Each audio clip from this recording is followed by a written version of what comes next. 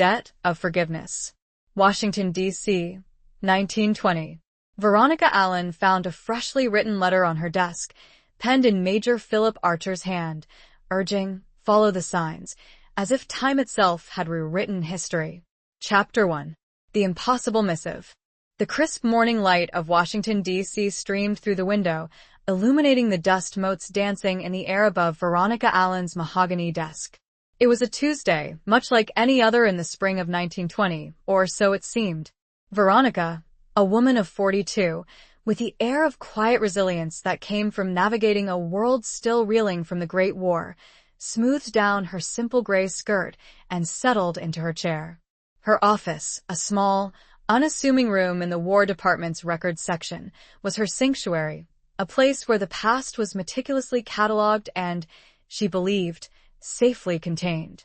But this morning, the past was anything but contained.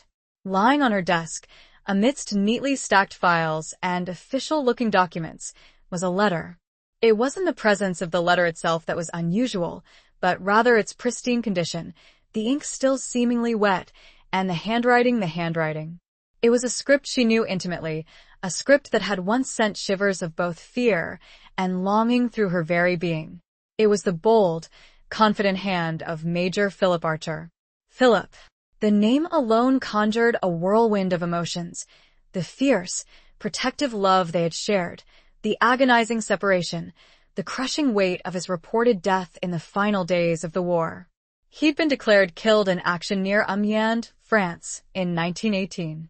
She had mourned him, grieved him, tried to piece together a life without him. She had even, with a heavy heart, accepted the Distinguished Service Cross awarded posthumously on his behalf, a cold comfort for a life cut short.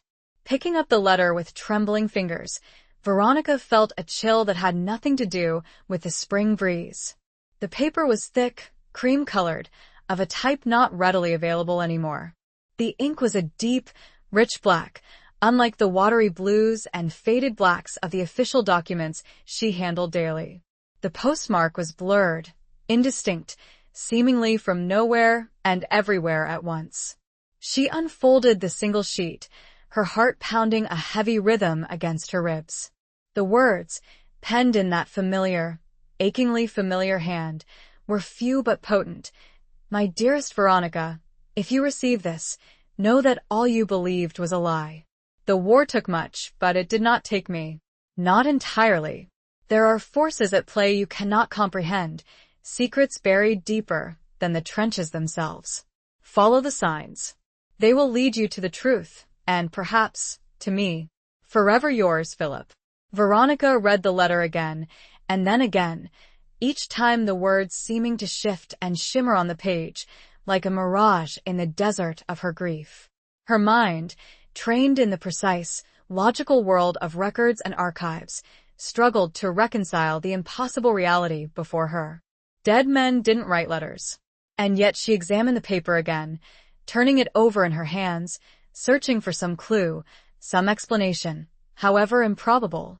The texture, the weight, the faint, almost imperceptible scent of pipe tobacco and something else, something metallic and earthy, like the smell of rain on freshly turned soil, the smell of the trenches.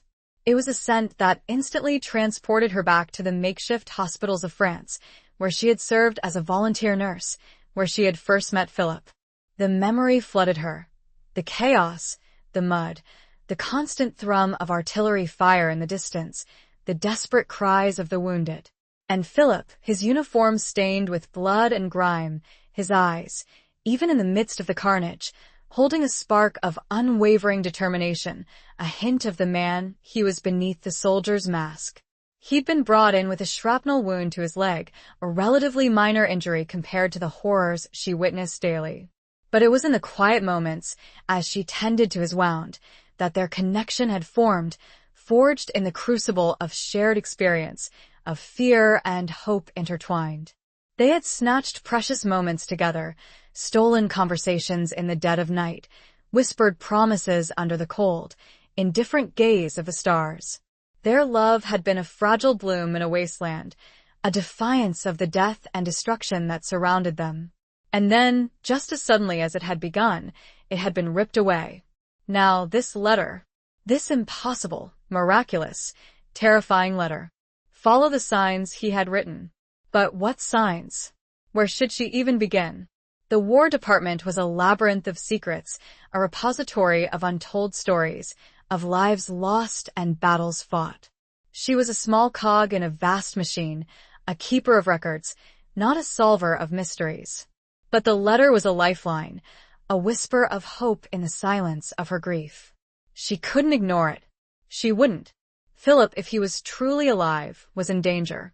The cryptic warning about forces at play sent a shiver of apprehension down her spine. This was more than just a personal matter. It hinted at something larger, something darker.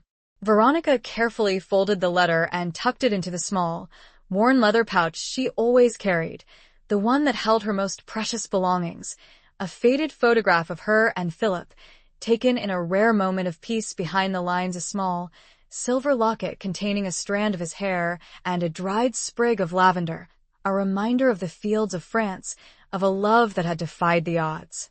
She looked around her office, at the rows of filing cabinets, the stacks of documents, the silent witnesses to history. The world outside, with its bustling streets and oblivious crowds, seemed a million miles away. She was alone, with a ghost and a mystery and a desperate, flickering hope that perhaps, just perhaps, the past wasn't as immutable as she had always believed. She had a choice to make: remain in the safety of her familiar world, or step into the unknown, follow the signs, and risk everything for the possibility of finding Philip, of reclaiming a love that had been stolen by the war. The decision, she realized, had already been made. The moment she had read his words, the moment she had recognized his handwriting, her path had been set. She would follow the signs, wherever they might lead, even if they led her back into the heart of darkness. Chapter 2. Whispers of a Forgotten Past. The War Department hummed with a quiet, purposeful energy. Clerks shuffled papers, typewriters clacked a steady rhythm, and the faint scent of stale coffee and old paper hung in the air. Veronica, usually a seamless part of this bureaucratic tapestry, felt like an intruder, her heart pounding a discordant beat against the measured tempo of the building. The letter, tucked securely in her pouch, felt like a burning ember against her skin. She started with the obvious: Philip's official file. It was thick, filled with commendations, reports, and the final, devastating notice of his death. She'd seen it before, of course, had held it in her trembling hands when the news had first arrived, each word a hammer blow to her soul. But now, she examined it with a new, critical eye, searching for anything that might have been overlooked, any inconsistency, any hint of the life Philip had alluded to. The official report stated that Major Philip Archer had been killed by an artillery shell during a German offensive near Amiens on November 8, 1918. There were eyewitness accounts, corroborating statements from fellow officers, even a detailed description of the recovery of his remains. It was all meticulously documented, seemingly irrefutable. Yet, there were small discrepancies, whispers of doubt that had always lingered at the edges of her grief. The eyewitness accounts were vague, describing the chaos of the battlefield, the confusion of smoke and fire. The description of his remains was clinical, detached, lacking the personal details that would have resonated with someone who had known him intimately. There was no mention of the small, silver locket he always wore, the one containing a miniature portrait of her. Veronica spent hours poring over the file, cross-referencing reports, comparing timelines, searching for any crack in the seemingly impenetrable wall of official truth.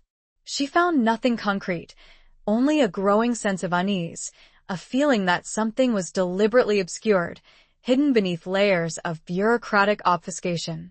She decided to seek out Colonel Davies, Philip's commanding officer, the man who had signed off on the death report. Davies was retired now, living a quiet life in Georgetown. She remembered him as a stern, but fair man, a career soldier who had seen more than his share of death and destruction. The meeting was arranged with some difficulty, Davies being a man who valued his privacy. When Veronica finally sat across from him in his book-lined study, she felt a tremor of nervousness. The colonel, his hair now completely white, his face etched with the lines of age and experience, regarded her with a mixture of curiosity and suspicion. "Mrs. Allen," he said, his voice gravelly, "it's been a long time. I understand you have some questions about Major Archer." Veronica took a deep breath. "Colonel, I know this may seem unorthodox, but I need to understand the circumstances surrounding Philip's death. The official report, it doesn't feel complete." Davies leaned back in his chair, his gaze unwavering. "The report is complete, Mrs. Allen. Major Archer was a brave man, a fine officer. He died serving his country. But the eyewitness accounts," Veronica persisted, "they're so vague. And there's no mention of his personal effects, his locket, a flicker of something sadness, perhaps, or regret crossed Davies' face. War is a messy business, Mrs. Allen. Things get lost, overlooked. Memories fade. It's best to let the past lie. But what if the past isn't what we believe it to be?" Veronica pressed, her voice trembling slightly. She pulled out the letter, carefully unfolded it, and placed it on the desk between them. "This arrived this morning. It's from Philip." Davies stared at the letter, his eyes widening slightly. He reached out a hand, almost touched it, then drew back. "That's impossible," he whispered. "He's dead." "Is he?" Veronica challenged. "Or is that what you were told to believe? What you were told to tell me?" The colonel's face hardened. "Mrs. Allen, I understand your grief, but this is bordering on insubordination. I will not tolerate accusations against the integrity of the War Department or my own." Veronica stood up, her hands clenched at her sides. "I'm not accusing anyone, Colonel. I'm searching for the truth. And I believe somehow you know more than you're saying." She left his study feeling defeated, but not entirely hopeless. Davies' reaction, his momentary hesitation, his refusal to even touch the letter, had confirmed her suspicions. He was hiding something. The question was what and why?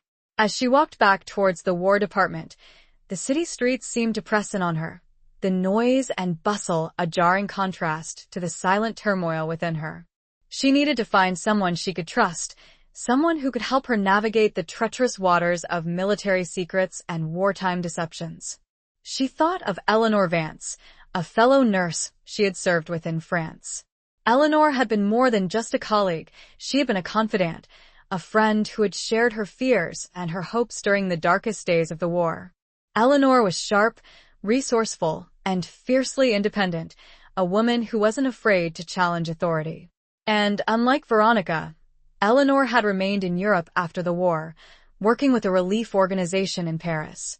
Veronica knew it was a long shot, but she decided to send Eleanor a coded message, a carefully worded telegram that would hint at the situation without revealing too much.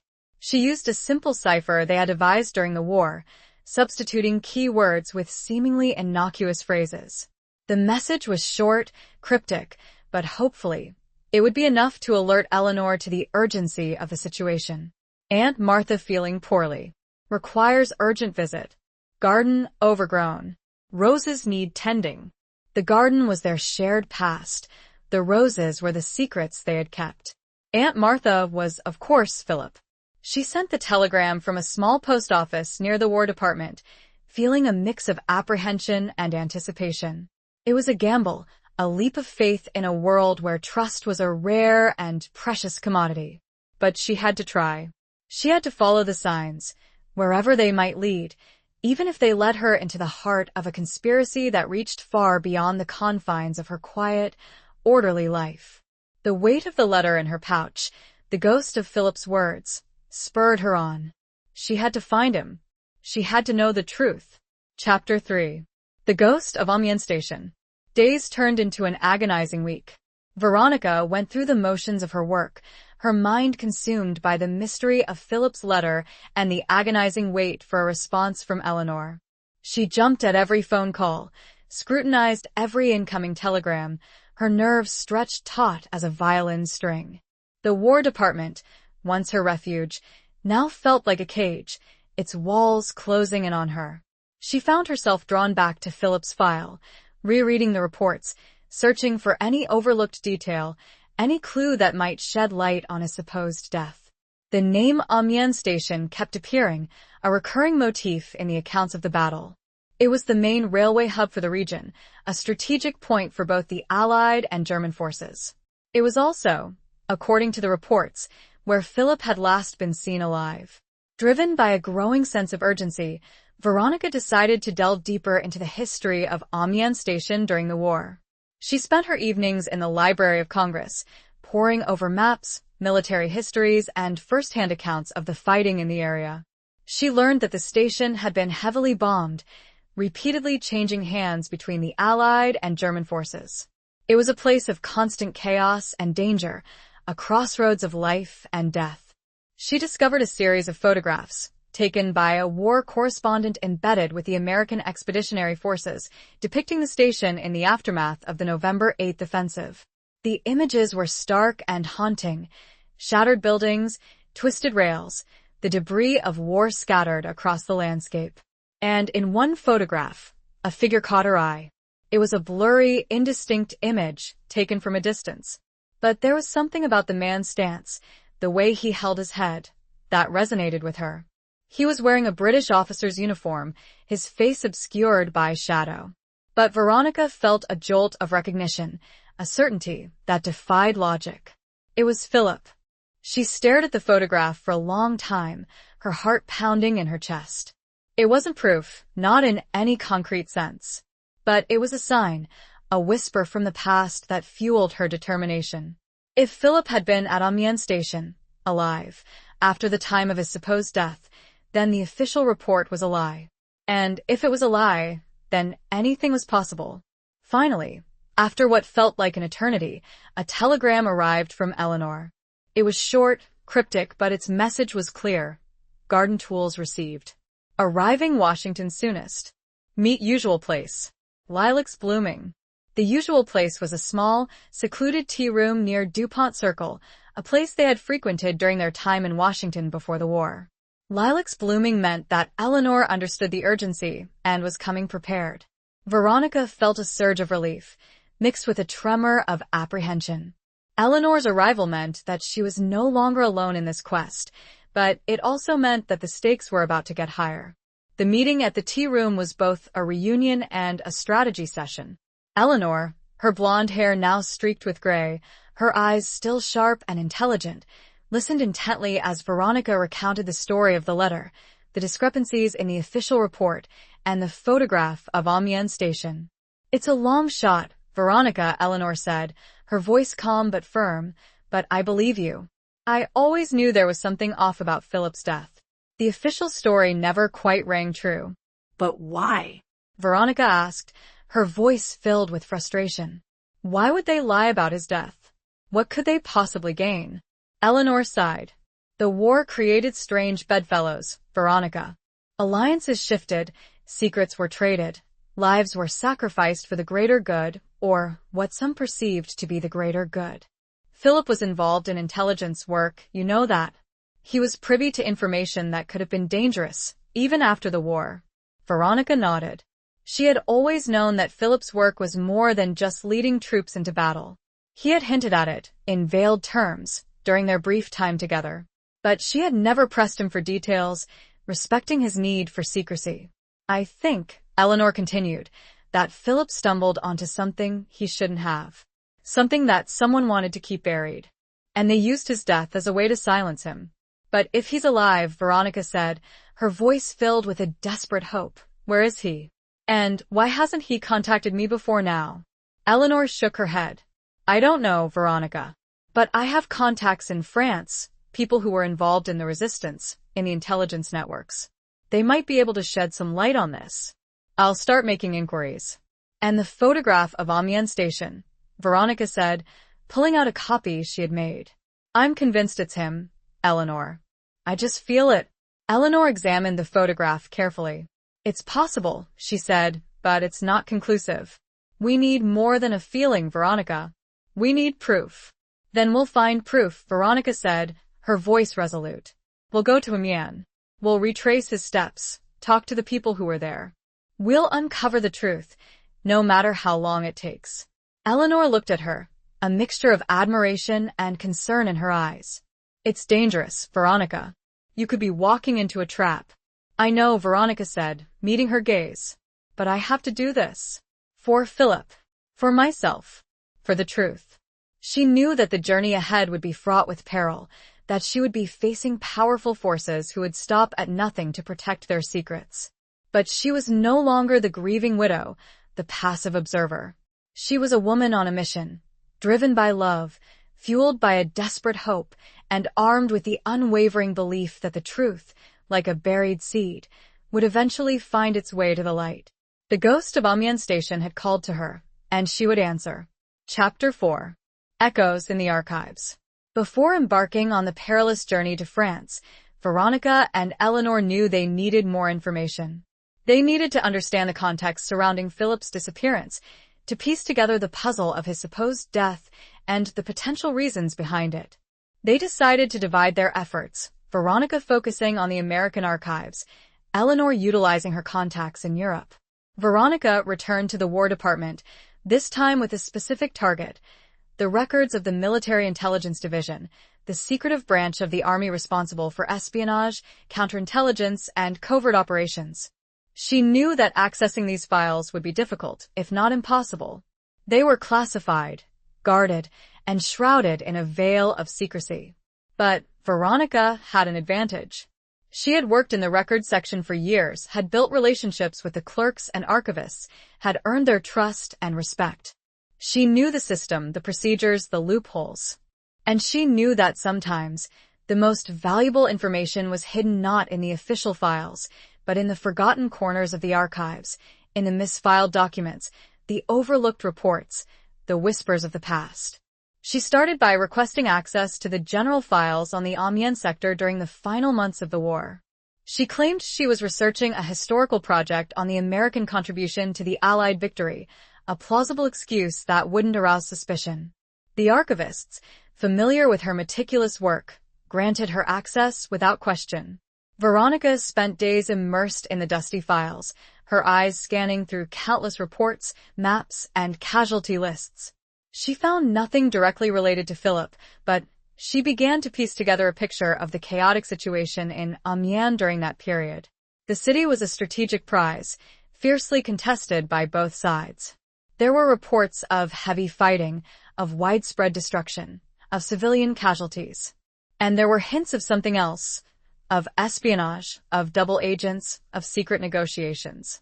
One particular file caught her attention.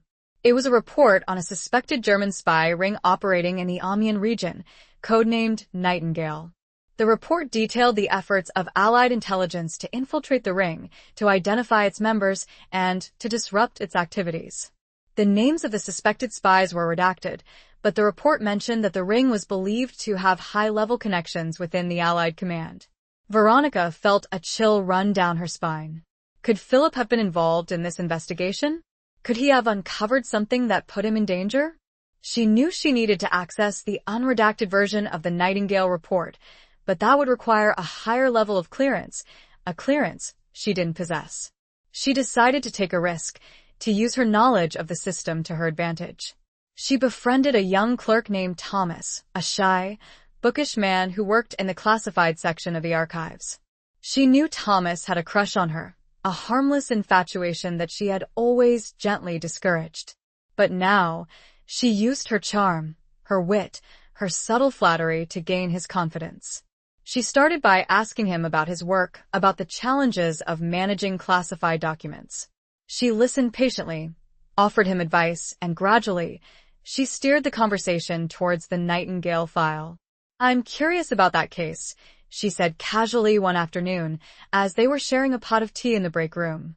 "It sounds fascinating, but the redacted version is so frustrating. It's like reading a novel with half the pages missing." Thomas blushed, his eyes darting nervously around the room. I can't talk about classified information, Mrs. Allen. You know that." "Of course," Veronica said, smiling reassuringly.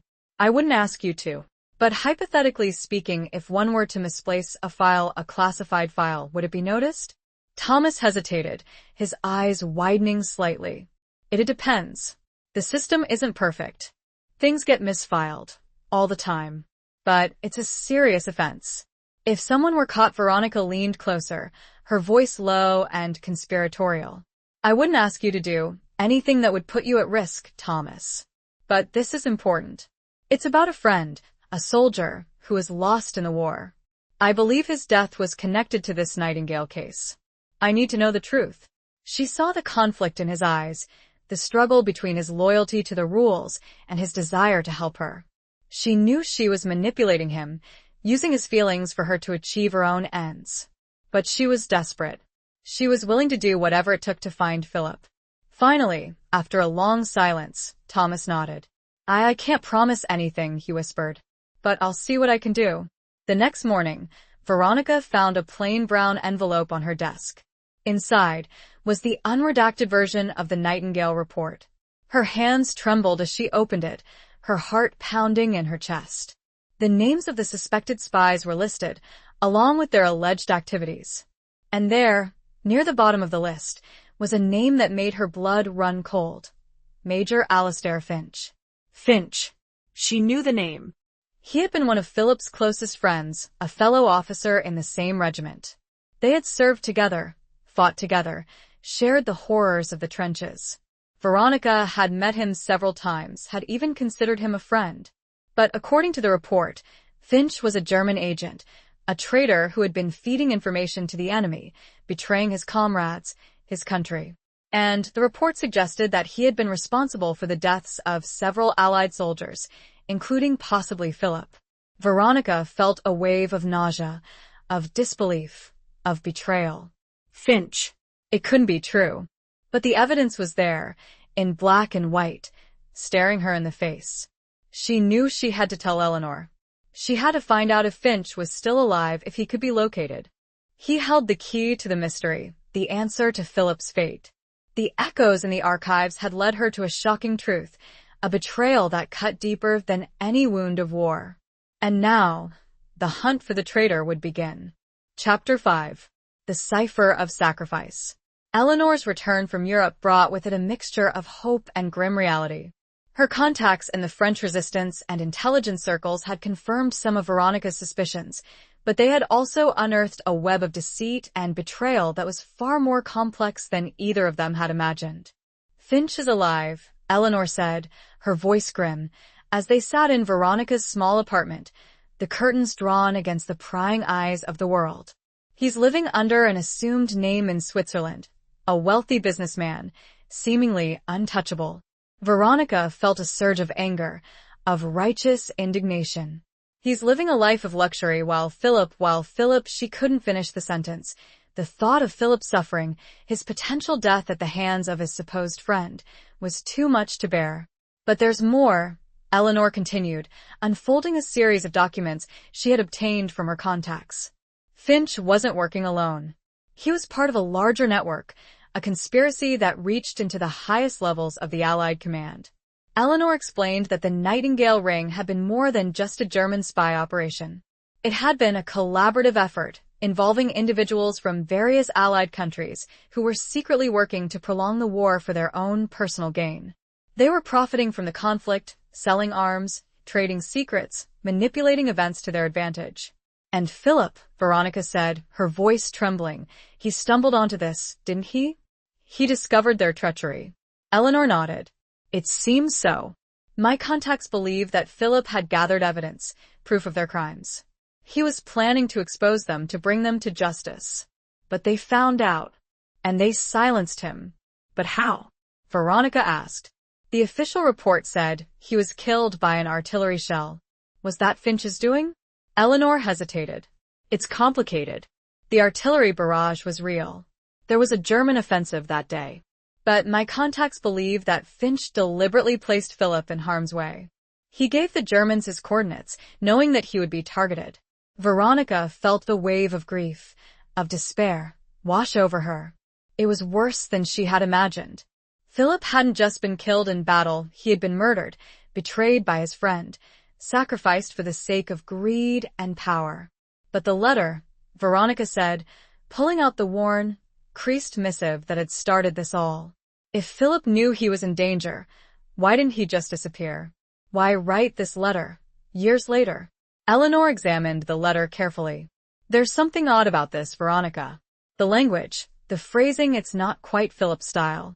It's almost as if it were written by someone else, someone trying to imitate him. Veronica stared at her, her mind reeling. You think someone else wrote this letter? But who? And why?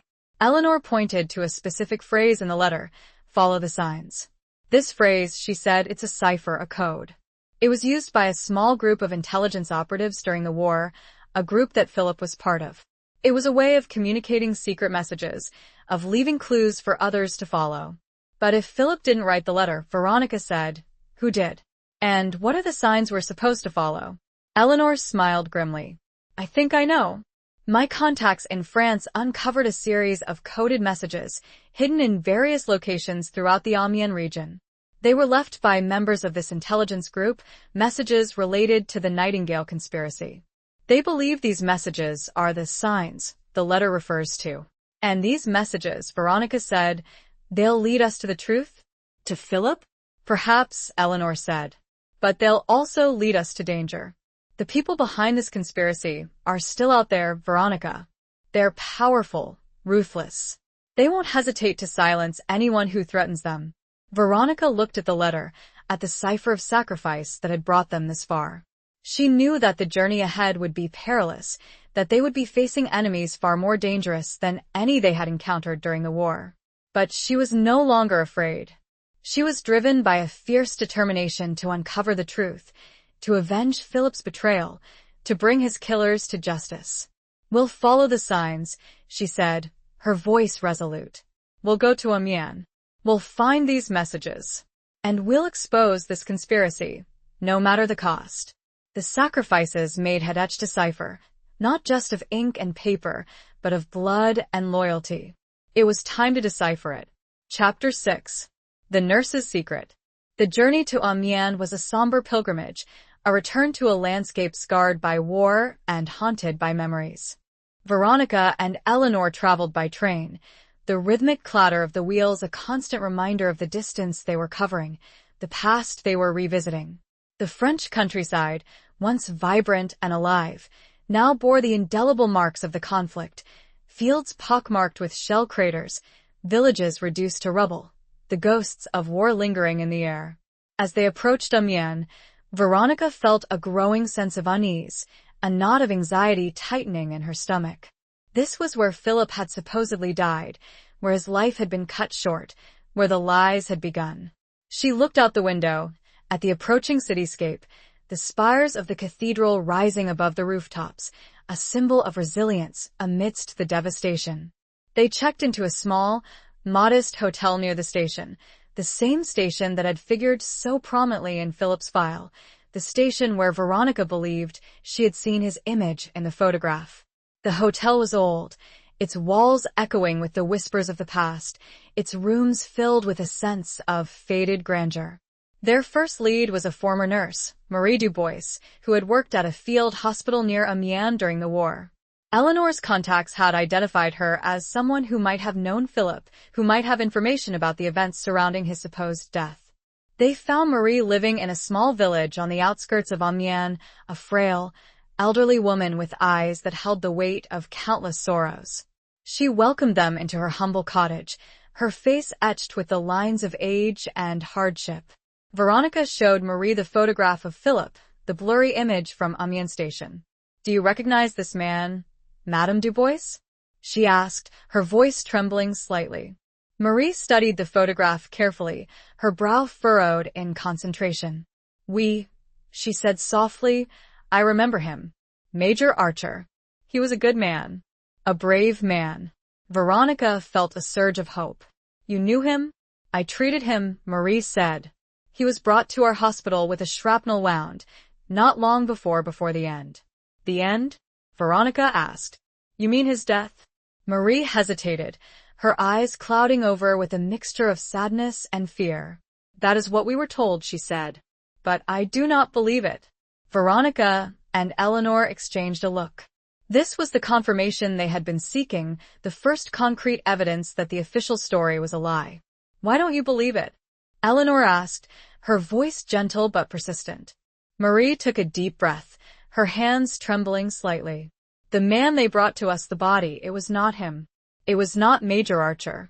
Veronica felt a chill run down her spine. What do you mean? The body, it was too damaged, Marie explained. The face unrecognizable. But I knew Major Archer. I had tended to his wounds, talked to him, seen the look in his eyes. This man, he was not him. But the identification, Veronica said, the dog tags, the personal effects, Marie shook her head. They were planted. I saw it myself. A young officer, he came to the hospital after the body had been brought in. He had a bag with Major Archer's belongings. He placed them on the body. Do you remember the officer's name? Eleanor asked. Marie hesitated again, her eyes filled with fear. It was a long time ago. The war, it was a time of chaos, of confusion. But I think his name was Finch. Lieutenant Finch. Veronica felt a wave of nausea, of confirmation of her worst fears. Finch. It had been him all along. He had orchestrated Philip's disappearance, faked his death, planted the evidence. But why? Veronica asked, her voice barely a whisper. Why would Finch do this? Marie looked at them, her eyes filled with a deep sadness. There were rumors, she said. Rumors of betrayal, of secrets, of a conspiracy that reached far beyond the battlefield. She told them about the whispers she had heard among the staff at the hospital, the rumors of a spy ring operating within the Allied ranks, of soldiers who were secretly working for the enemy. She had never known the details, but she had always suspected that Major Archer was involved, that he was investigating the conspiracy. Did Major Archer ever reveal anything? Veronica asked. Marie shook her head. He was very closed off about his mission. However, Marie paused, as if remembering something important. He did ask for a favor, just hours before the shelling, in case something ever happened. What kind of favor? Eleanor inquired. He had a sealed letter and a small locked box. He entrusted them to me, swore me to secrecy. He told me if I did not hear from him directly, and a woman came bearing a specific question related to signs, then I must turn them over. Veronica's pulse quickened. The signs. Did he say anything else? Marie thought for a moment. Only that the box contained his proof, and the letter provided the final key. That's all. Madame Dubois, do you still have them? Veronica's voice was full of both hope and anxiety. Oui, Marie whispered. I have kept them safe, all these years, waiting. From the corner of her room, she retrieved the items. The hope Veronica harbored nearly shattered, seeing the box and letter intact after all this time. The nurse's secret had been kept, now it would finally be revealed. Chapter 7. Scars of the Somme. Marie Dubois carefully placed the sealed letter and the small, locked box on the table. The box was made of dark, polished wood, its surface unadorned except for a small, intricate lock. The letter was yellowed with age, the ink faded, but Philip's handwriting was still discernible on the envelope, to be opened only by the one who follows the signs. Veronica reached out a trembling hand, her fingers tracing the familiar script. It was a tangible link to Philip, a message from beyond the grave, or so she had believed. Now, she knew it was something more, something far more complex and dangerous. Thank you, Madame Dubois, Veronica said, her voice choked with emotion. You have no idea how much this means to us. Marie nodded, her eyes filled with a mixture of sadness and relief. I have kept this secret for too long, she said. It is time for the truth to be revealed. Veronica and Eleanor returned to their hotel room, their minds racing with anticipation and apprehension. They knew that the contents of the box and the letter held the key to the mystery of Philip's disappearance, but they also knew that they were walking into a dangerous game, a conspiracy that had already claimed lives. They decided to open the letter first. Veronica carefully broke the seal, her hands trembling slightly. Inside was a single sheet of paper, filled with Philip's neat, precise handwriting. My dearest Veronica, if you are reading this, it means that I have failed, that I have been silenced. But it also means that you have found Marie, and that you are following the signs. I trust you, Veronica, to uncover the truth, to expose the treachery that festers within our ranks. The box contains the evidence I have gathered, proof of the Nightingale conspiracy, the names of those involved, their crimes, their betrayals. But the evidence is incomplete. There is one final piece of the puzzle, a missing link that will connect all the dots. To find this missing link, you must go to the Somme, to the place where it all began, where the seeds of this conspiracy were sown. You must find the ruins of a small church near the village of Thiepval. There, hidden beneath the altar, you will find a stone, marked with a single word, Veritas. Beneath that stone, you will find the final piece of the puzzle, the truth that will set us all free. I love you, Veronica. I always have, I always will. Forever yours, Philip. Veronica felt tears streaming down her face, a mixture of grief, love, and determination. Philip's words were a testament to his courage, his integrity, his unwavering commitment to the truth. He had known the risks, had foreseen his own demise, and yet he had continued his mission, trusting Veronica to finish what he had started. The Somme, Eleanor said, her voice grim. It's a wasteland, Veronica. A graveyard of 1,000,000 souls. It will be like searching for a needle in a haystack. But we have to try, Veronica said, wiping away her tears. Philip's letter, it's a map, a guide. He's telling us where to go, what to look for. They examined the box next. It was locked and they didn't have a key. Eleanor, ever resourceful, produced a small set of lockpicks from her bag, a skill she had acquired during her time with the Resistance. I've dealt with trickier locks than this, she said, her fingers deftly manipulating the tools. After a few tense minutes, the lock clicked open. Veronica lifted the lid, her heart pounding in her chest. Inside, nestled on a bed of velvet, were a series of documents, letters, photographs, maps, and a small, leather-bound journal.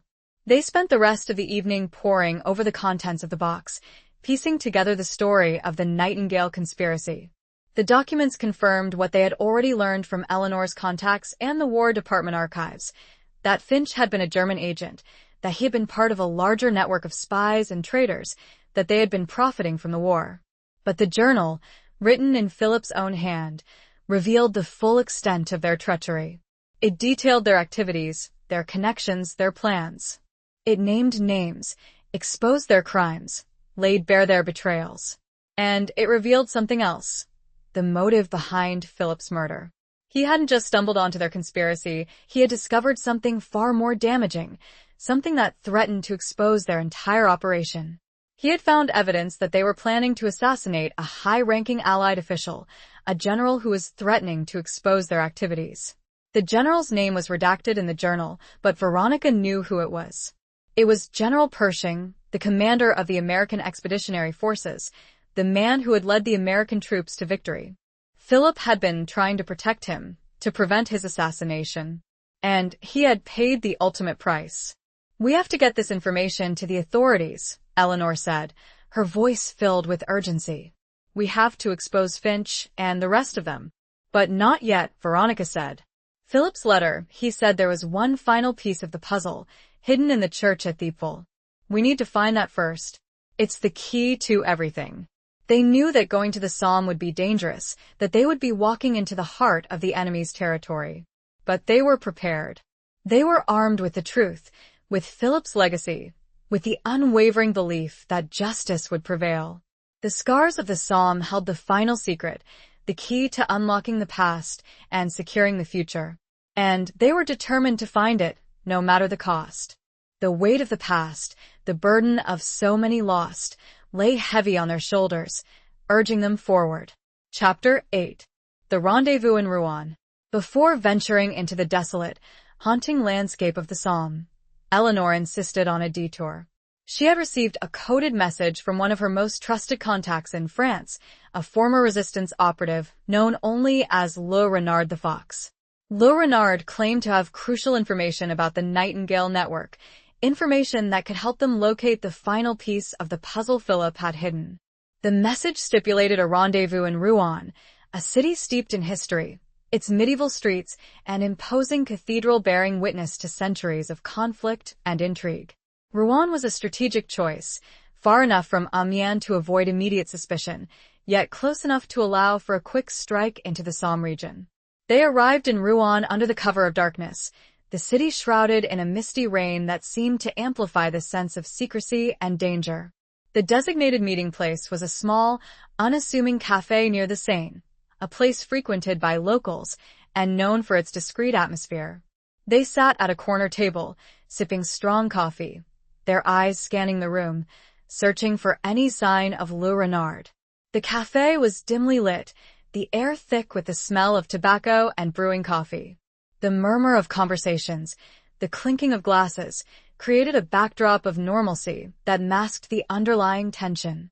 Finally, a figure emerged from the shadows, a man of medium height, with a weathered face and eyes that seemed to pierce through the gloom. He wore a simple, worn coat, a beret pulled low over his forehead. He approached their table, his movements cautious, almost feline. "Mesdames," he said, his voice a low rumble, "I am Le Renard." Eleanor nodded, her expression guarded. "We received your message. You claim to have information about the Nightingale Network." Le Renard sat down, his gaze sweeping the cafe, ensuring they weren't being observed. "I do," he said. "I have been tracking their movements for years, ever since the war. They are like rats, scurrying in the shadows, always seeking to profit from chaos and destruction." "We know about Finch," Veronica said. "We know he was part of the network, that he betrayed Philip Archer." Le Renard nodded. "Finch is but a pawn," he said. "A small player in a much larger game. The real power lies elsewhere, with those who pull the strings from behind the scenes." "We believe Philip hid a final piece of evidence," Eleanor said, "something that would expose the entire network. He left us a clue, a message directing us to a church near Thiepval on the Somme." Le Renard's eyes narrowed. "The Church of St. Pierre," he said. "It is a place of death, a place of ghosts. The Germans used it as a headquarters during the battle. It is said to be cursed." "Philip wrote about a stone, marked with the word Veritas," Veronica said. "He said the evidence was hidden beneath it." Le Renard leaned closer, his voice barely a whisper. "The stone exists," he said. "But it is not what you think. It is not a hiding place, but a key. A key to a much larger secret." "What secret?" Eleanor asked, her voice filled with anticipation. Le Renard hesitated, his gaze darting around the cafe again. "The Nightingale Network," he said, "was not just about profiting from the war. It was about something far more sinister. They were planning to reshape the world, to create a new order, based on their own twisted ideology." "What do you mean?" Veronica asked, her mind struggling to grasp the implications of his words. "They were developing a weapon," Le Renard said. "A weapon of unimaginable power, capable of destroying entire cities, of wiping out populations.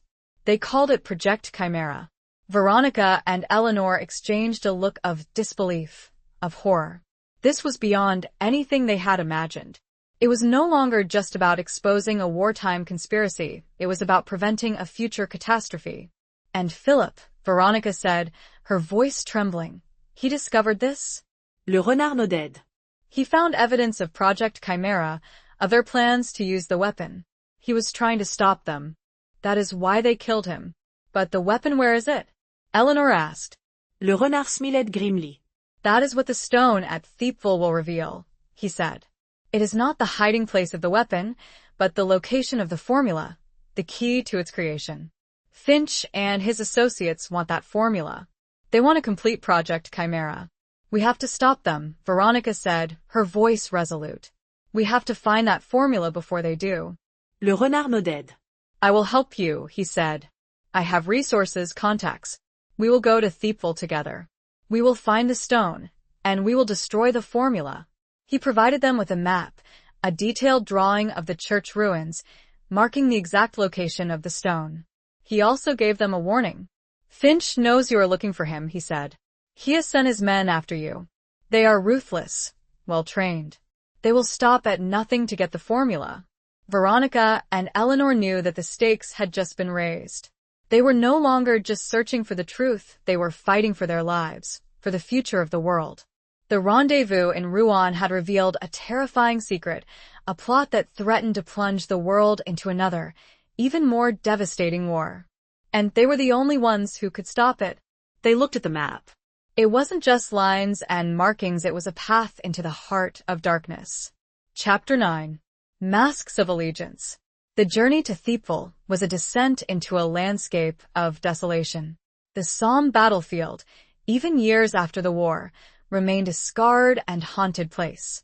The rolling hills, once verdant and alive, were now pockmarked with shell craters, the earth churned and twisted into grotesque shapes.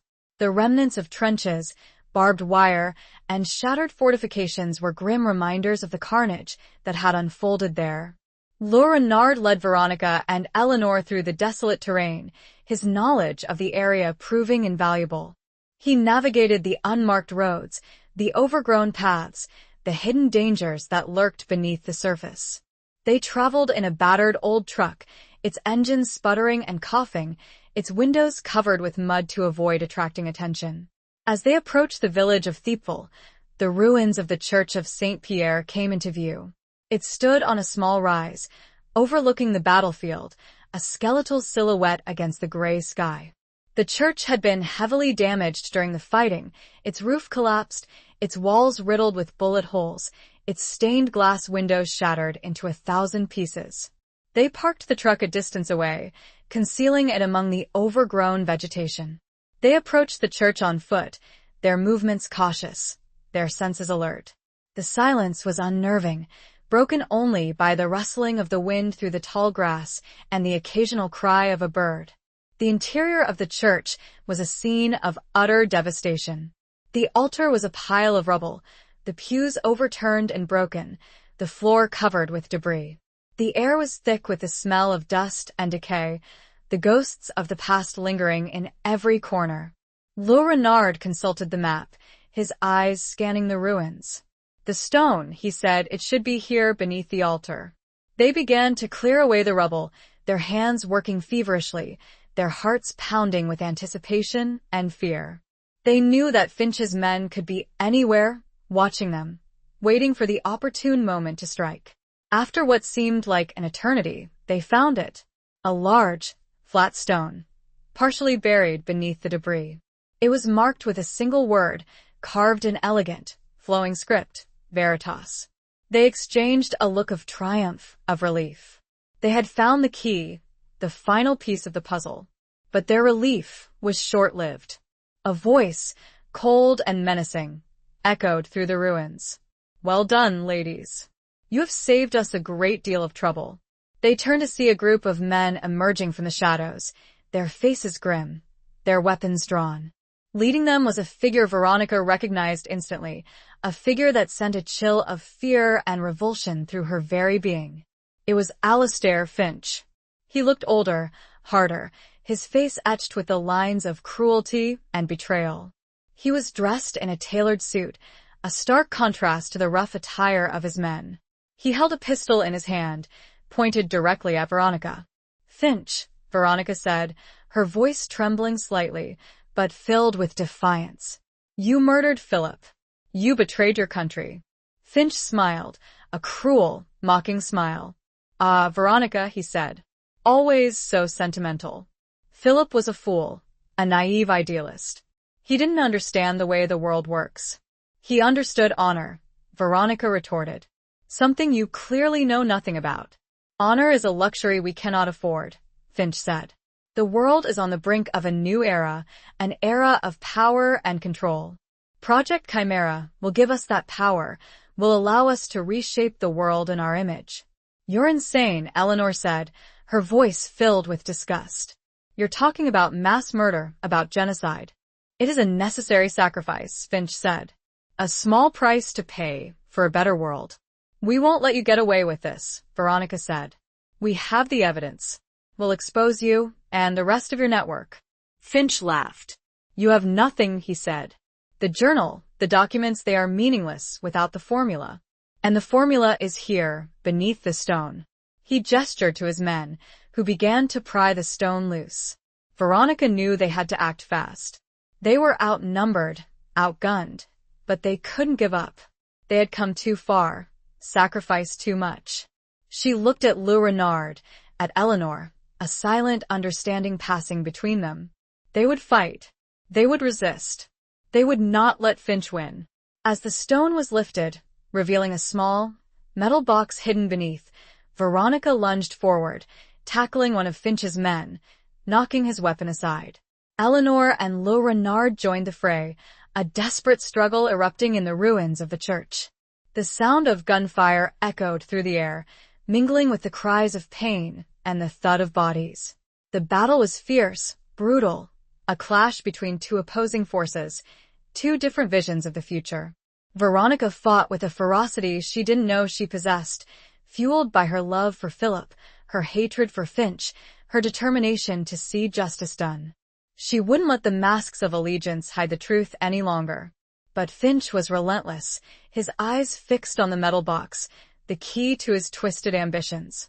The fight raged on, and the fate of the formula, of the world, hung in the balance. Chapter 10. The Betrayal at Dawn. The melee within the ruined church was a chaotic dance of death and desperation. Veronica, fueled by adrenaline and a fierce determination to protect Philip's legacy, fought with a surprising strength, managing to disarm one of Finch's men. Eleanor, her movements honed by years of resistance fighting, used her agility and cunning to evade the attackers, drawing their fire away from Veronica and Le Renard. Le Renard, despite his age, proved to be a formidable opponent, his experience and knowledge of close-quarters combat giving him an edge. He moved like a shadow, striking quickly and silently, disabling two of Finch's men before they could react. But Finch was the main threat. He was a skilled marksman, his pistol trained on Veronica, his eyes filled with a cold, calculating hatred. He fired, the bullet grazing Veronica's arm, sending a searing pain through her body. She stumbled, but managed to stay on her feet, her gaze locked on Finch. "You won't win, Finch," she said, her voice strained but defiant. "You're outnumbered. Your plans are doomed." Finch smiled, a cruel, mocking smile. "You underestimate me, Veronica," he said. "I have allies' resources. This is just the beginning." He gestured to the metal box, which one of his remaining men had managed to retrieve from beneath the stone. "The formula," he said. "The key to Project Chimera. With this, we will control the world." Suddenly, a shot rang out, but it didn't come from Finch's gun. One of Finch's men, the one standing closest to him, holding the metal box, slumped to the ground, a bullet hole in his back. Everyone froze, stunned by the sudden turn of events. Le Renard stood, his own weapon smoking, his face a mask of grim satisfaction. "Le Renard!" Finch exclaimed, his voice filled with disbelief and rage. You betrayed me." Le Renard lowered his gun, his eyes fixed on Finch. "I betrayed no one," he said. "I have always been loyal to the truth, to the cause of justice. You, on the other hand, have betrayed everyone, everything." It was then that Veronica understood. Le Renard hadn't been working with Finch, he had been working against him. All along. He had infiltrated the Nightingale network, gained Finch's trust, and waited for the opportune moment to strike. He was a double agent, a master of deception. You planned this all along," Veronica said, her voice filled with a mixture of admiration and relief. Le Renard nodded. "I knew Finch would come for the formula," he said. "I knew he would lead us to it. It was the only way to expose him, to destroy Project Chimera." Finch, realizing that he had been outmaneuvered, that his plans had been thwarted, lunged for the metal box, which had fallen to the ground. But Le Renard was faster. He kicked the box away, sending it skidding across the floor, out of Finch's reach. Finch, enraged and desperate, charged at Le Renard, tackling him to the ground. The two men grappled, their bodies locked in a fierce struggle. Eleanor moved to intervene, but Veronica stopped her. "Let them fight," she said. "This is their battle. It's time for Finch to face the consequences of his actions." The fight was brutal, savage, a culmination of years of betrayal and deceit. Finally, Le Renard, with a surge of strength, managed to overpower Finch, pinning him to the ground, his arm twisted behind his back.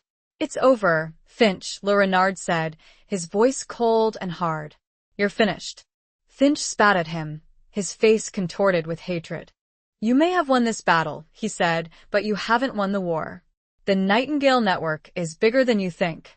Others will rise to take my place. Then we'll be waiting for them," Le Renard said. He retrieved the metal box, handing it to Veronica. "The formula," he said. "It's yours now. Do what you must." Veronica took the box, her hands trembling. She knew that it contained the power to destroy, the power to create a weapon of unimaginable horror. But she also knew that it held the key to exposing the Nightingale Network, to bringing its members to justice, to preventing future atrocities. As the first rays of dawn broke through the shattered windows of the church, casting a pale light on the scene of carnage and betrayal, Veronica made a decision. She would not destroy the formula. She would use it as Philip had intended, to expose the truth, to bring an end to the conspiracy that had claimed his life. The betrayal at dawn had changed everything. The lines between friend and foe had blurred. The masks of allegiance had fallen, revealing the true faces of treachery and courage. And Veronica, armed with the truth and the unwavering support of her allies, was ready to face whatever challenges lay ahead. She had a promise to keep, a legacy to protect, and a world to save. The final chapter, she sensed, was yet to be written. Chapter 11. Letters from the Lost. With Finch captured and the formula secured, Veronica, Eleanor, and Le Renard returned to Paris. The city, still recovering from the scars of war, felt like a haven, a place of relative safety compared to the desolate battlefields of the Somme. They took refuge in a small, discreet apartment that Le Renard maintained, a safe house used by the resistance during the war. Their immediate priority was to inform the authorities about Finch's capture and the existence of Project Chimera. Le Renard, using his extensive network of contacts, arranged a meeting with a high-ranking official in the French intelligence service, a man he trusted implicitly. The meeting took place in a secure location, a nondescript office building in the heart of Paris. The official, a stern-faced man named Dubois, no relation to Marie, listened intently as Le Renard and Veronica recounted the events of the past few weeks, the discovery of Philip's letter, the unmasking of Finch, the retrieval of the formula. Dubois was initially skeptical, questioning the veracity of their claims. But as he examined the evidence, Philip's journal, the documents from the locked box, the formula itself, his skepticism gradually gave way to alarm. "This is extraordinary," he said, his voice filled with a mixture of disbelief and concern. "If this is true, it could have devastating consequences. The Nightingale Network Project Chimera, it's far more extensive than we ever imagined." He assured them that he would launch a full-scale investigation, that he would use all the resources at his disposal to track down the remaining members of the network and bring them to justice. He also took possession of the formula, promising to keep it under the strictest security. With the immediate crisis averted, Veronica turned her attention to a more personal matter. She wanted to find out more about Philip's life after his supposed death, about the years he had spent in hiding, about the circumstances that had led to his writing the letter that had set her on this path. She decided to return to the War Department in Washington, to delve deeper into the archives, to search for any clues that might shed light on Philip's secret life. She knew it was a long shot, but she had to try. She owed it to Philip, to his memory, to uncover the full truth. Back in Washington, Veronica found the War Department a changed place. The news of Finch's capture and the exposure of the Nightingale conspiracy had sent shockwaves through the ranks, leading to a series of investigations and arrests. The atmosphere was tense, filled with suspicion and uncertainty. Veronica, despite her role in uncovering the conspiracy, was treated with a mixture of respect and caution.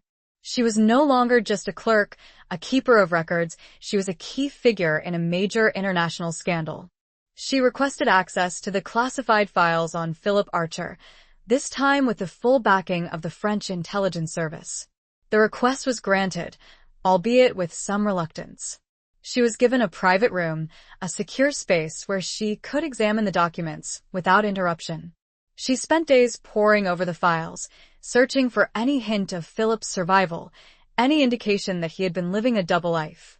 She found nothing concrete, only the same fabricated reports, the same false evidence that had been used to create the illusion of his death. But then, she stumbled upon something unexpected. A small, unassuming file, tucked away in a forgotten corner of the archives. It was labeled Project Nightingale, Unconfirmed Reports. Inside, she found a series of handwritten notes, memos, and intercepted messages, all related to the Nightingale conspiracy. Most of the information was familiar, confirming what she already knew about Finch and his network. But one particular document caught her attention. It was a transcript of an intercepted radio message, dated just a few months before Philip's supposed death. The message was in code, but Veronica recognized the cipher. It was the same cipher Philip had used in his letter, the one he had shared with a small group of intelligence operatives. She carefully deciphered the message, her heart pounding in her chest. It was from Philip. Target identified. Finch. Confirmed traitor. Gathering evidence. Request immediate extraction. Danger imminent. The message was followed by a response, also in code. Extraction denied. Mission priority. Continue gathering evidence. Nightingale must be exposed. Veronica felt a wave of anger, of frustration, wash over her. Philip had known he was in danger, had requested help, but his request had been denied. He had been sacrificed, abandoned by his own superiors, for the sake of a larger mission. But there was more. At the bottom of the file, she found a small, sealed envelope. It was addressed to her, in Philip's handwriting. She carefully opened the envelope, her hands trembling. Inside was a single sheet of paper, a letter from Philip.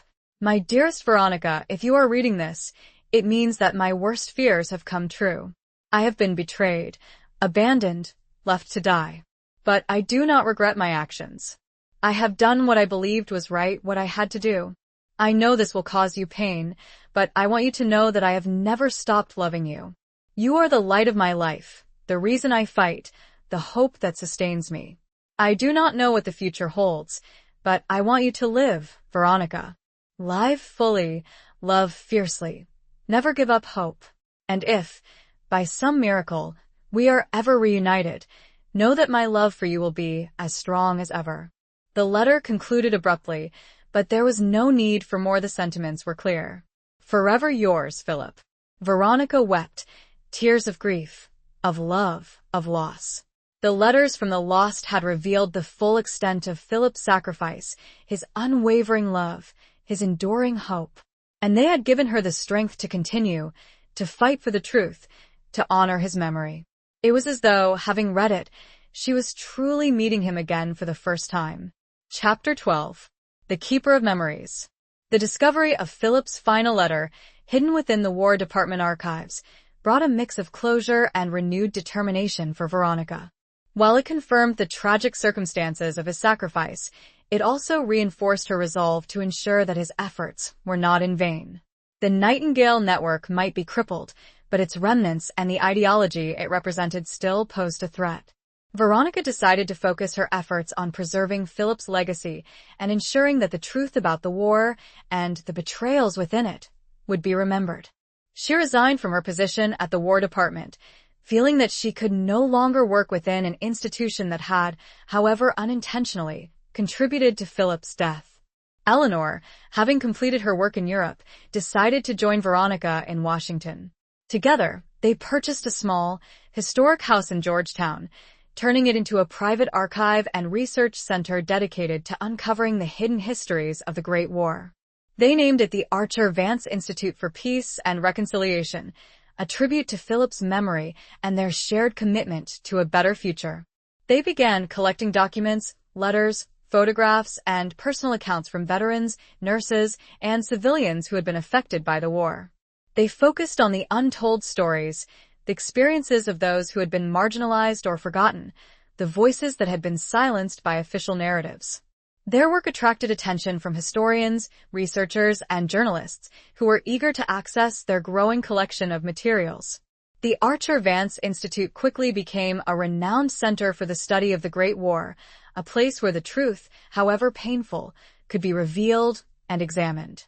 One day, a package arrived from France, addressed to Veronica. It was from Marie Dubois, the former nurse who had kept Philip's locked box and letters safe for all those years. Inside the package, Veronica found another small box, along with a note. "Cher Madame Allen, I have been following your work with great interest and admiration. You have brought light to the darkness, hope to the despair. I am sending you this box, which contains some additional items that belong to Major Archer. I found them hidden in the lining of the original box after you left. I believe they may be of interest to you. With deepest respect, Marie Dubois." Veronica carefully opened the box. Inside, nestled on a bed of faded velvet, were a series of photographs, a small silver locket, and a folded piece of paper. The photographs were of Philip, taken during his time in France. They showed him in various settings, with his fellow soldiers, tending to the wounded, standing in front of the church in Thiepval. But one photograph, in particular, caught Veronica's attention. It was a picture of Philip with a young woman, a woman Veronica didn't recognize. They were standing in a garden, smiling at each other, their arms intertwined. The woman was beautiful, with dark hair and bright, intelligent eyes. There was a tenderness in their expressions, a sense of intimacy that suggested a deep connection. Veronica felt a pang of jealousy, a flicker of uncertainty. Who was this woman? What was her relationship with Philip? She turned to the folded piece of paper. It was a letter, written in French. Veronica, with Eleanor's help, translated the letter. It was from the woman in the photograph. Her name was Isabelle Dubois, and she was Marie's niece. "My dearest Philip," it was revealed that she was working in Amiens, collecting valuable intel and acting as a courier. The letter to Philip continued, "I write to you with a heavy heart. I have learned that you have been lost. I cannot believe it. I refuse to believe it. You are the bravest, most honorable man I know. You cannot be gone. I will continue our work, Philip. I will fight for the cause we both believe in, for the future we both dreamed of. And I will never forget you. I will always cherish the memory of our time together, the love we shared. Forever yours, Isabelle." Veronica felt a wave of emotions wash over her, sadness, empathy, and a profound sense of understanding. She realized that Philip had found love again after their separation. He had found solace and companionship in the arms of another woman, a woman who shared his ideals, his courage, his commitment to the truth. She opened the locket. Inside was a miniature portrait of Isabelle, her eyes sparkling with life and love. On the back of the locket, an inscription was engraved, "Toujours et à jamais, always and forever." Veronica understood now. Philip had loved Isabelle, and Isabelle had loved him. But their love, like so many others, had been a casualty of war, a victim of betrayal and deceit. She added Isabelle's letter and the locket to the collection at the Archer Vance Institute, ensuring that her story, like Philip's, would be remembered. She knew that the past was filled with complexities, with tangled relationships, with secrets and sacrifices. But she also knew that the truth, however painful, was essential to healing, to reconciliation, to building a better future. Veronica, as the keeper of memories, had found a measure of peace, a sense of purpose. She had honored Philip's legacy, exposed the darkness of the past, and created a space where the voices of the lost could finally be heard. The Institute stood as a testament to the enduring power of love, courage, and the unwavering pursuit of truth, a beacon of hope in a world still grappling with the shadows of war. The Weight on Her Lesson Daily. Chapter 13. Shadows in the Convent. Years passed, and the Archer Vance Institute flourished, becoming a renowned center for research and remembrance. Veronica and Eleanor, now in their late 50s, continued their work, tirelessly collecting and preserving the stories of those affected by the Great War. They had built a community of scholars, researchers, and veterans, all dedicated to uncovering the hidden truths of the conflict and promoting peace and reconciliation. One autumn day, a letter arrived from France, bearing a cryptic message and a familiar symbol, a single word, Veritas, written in a shaky hand. The letter was unsigned, but Veronica recognized the handwriting. It was from Le Renard, the the former resistance operative who had helped them expose the Nightingale conspiracy. The message was brief and urgent. Convent of St. Gilles, near Arras. Shadows stir. Nightingale's legacy. They seek the final key. Veronica and Eleanor exchanged a look of alarm. The Nightingale network might be shattered, but its ideology, its twisted ambition, still lingered. The final key could only refer to something related to Project Chimera, the weapon of unimaginable power that Philip had sacrificed his life to prevent. They immediately made plans to travel to France, to the convent of St. Gilles. They knew that they were walking into danger, that the remnants of the Nightingale network would be ruthless and desperate. But they couldn't ignore Le Renard's warning. They had a responsibility to protect the world from the horrors of Project Chimera. The convent of St. Gilles was an ancient, imposing structure perched on a hilltop overlooking the rolling fields of Artois. It had a long and storied history, dating back to the Middle Ages. During the Great War, it had served as a field hospital, tending to the wounded from both sides of the conflict. Veronica and Eleanor arrived at the convent under the guise of researchers, interested in studying its history and its role during the war. They were greeted by Sister Agnes, the Mother Superior, a woman of serene demeanor and piercing eyes. Sister Agnes welcomed them warmly, offering them accommodations in the convent's guest quarters. She seemed genuinely interested in their research, providing them with access to the convent's archives and sharing stories of the nuns' experiences during the war. But Veronica sensed an underlying tension, a hidden unease beneath the surface of the convent's tranquil routine. The nuns seemed watchful, their movements cautious, their conversations hushed.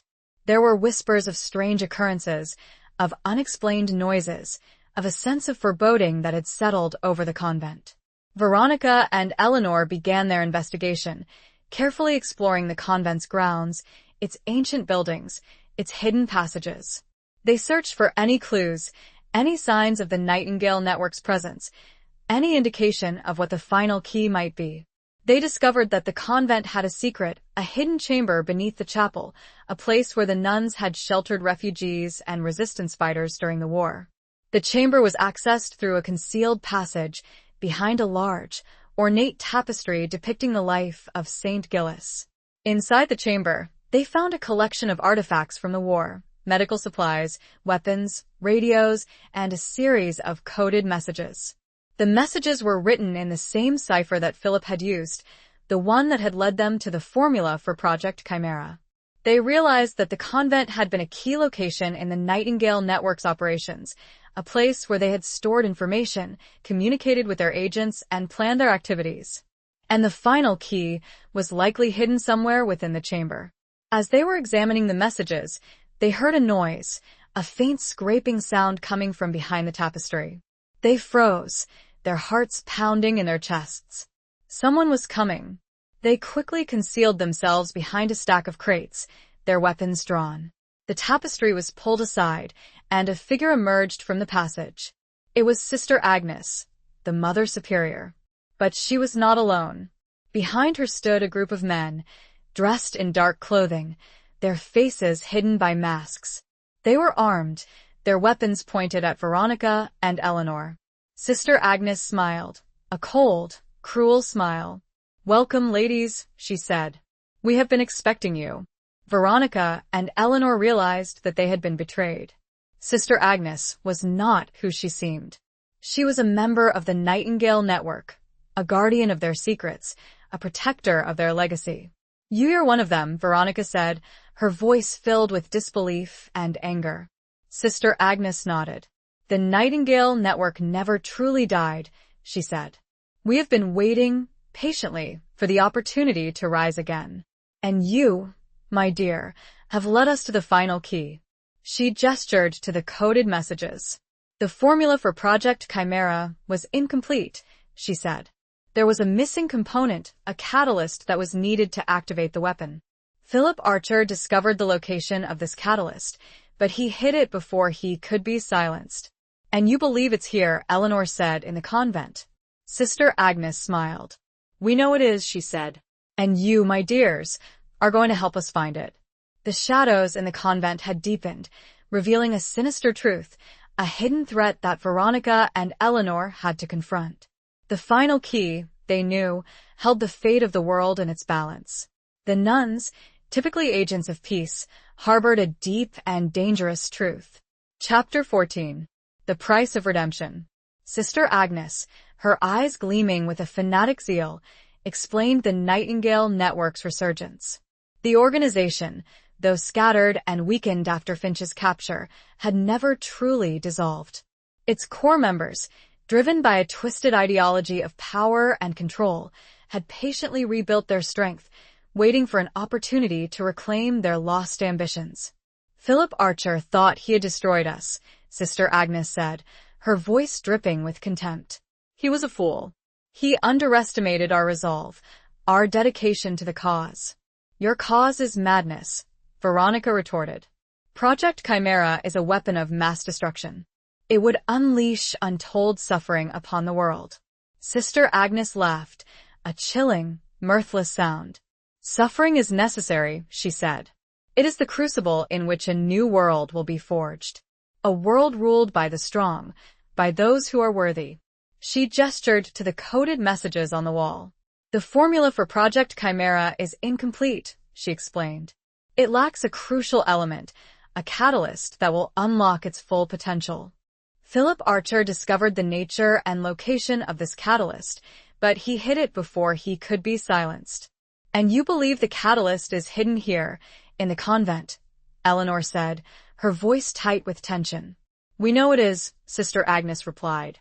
Our sources have confirmed that Archer entrusted the information to someone within these walls, someone who has kept it secret for all these years. She turned her gaze to Veronica. You, my dear, have a connection to Archer, she said. You have followed his trail, uncovered his secrets. You will lead us to the catalyst. Veronica knew that she couldn't reveal the truth, that she couldn't betray the memory of Philip and the countless others who had suffered at the hands of the Nightingale Network. She had to find a way to resist, to protect the secret of the catalyst, even if it meant sacrificing her own life. I don't know what you're talking about, Veronica said, her voice firm despite the fear that gnawed at her insides. I have no knowledge of any catalyst. Sister Agnes smiled, a cruel, knowing smile. We have ways of making you talk, she said. We have methods of persuasion that even the strongest cannot withstand. She signaled to her men, who moved to surround Veronica and Eleanor. But before they could reach them, a voice echoed through the chamber. Leave them alone, Agnes. It was Renard. He stood at the entrance to the passage, his weapon drawn, his face a mask of grim determination. He had followed Veronica and Eleanor to the convent, anticipating the danger they would face. Sister Agnes whirled around, her eyes filled with surprise and anger. You, she exclaimed. How did you find us? I have my ways, Renard said. I have been tracking your movements for weeks. I knew you would come here, seeking the final key. A tense standoff ensued, the air thick with the threat of violence. Renard was outnumbered, but he was a skilled and experienced fighter, his determination unwavering. This is your last chance, Agnes, Renard said. Surrender now, and you may yet escape with your lives. Sister Agnes laughed defiantly. You cannot stop us, she said. The Nightingale Network is too powerful. We will rise again, and this time, we will not be defeated. She signaled to her men, and a firefight erupted within the confines of the hidden chamber. The sound of gunfire echoed off the stone walls, mingling with the cries of pain and the thud of falling bodies. Veronica and Eleanor, caught in the crossfire, took cover behind a stack of crates, their hearts pounding in their chests. They knew that their survival depended on Renard's skill and courage. Renard fought with a ferocity born of years of experience, his movements precise and deadly. He managed to take down several of Sister Agnes's men, but he was eventually wounded, a bullet grazing his shoulder. Seeing Renard injured, Veronica knew she had to act. She couldn't stand by and watch him die. She grabbed a discarded weapon, a heavy iron candlestick, and charged at Sister Agnes, swinging the candlestick with all her might. The blow caught Sister Agnes by surprise, knocking her to the ground, her weapon flying from her hand.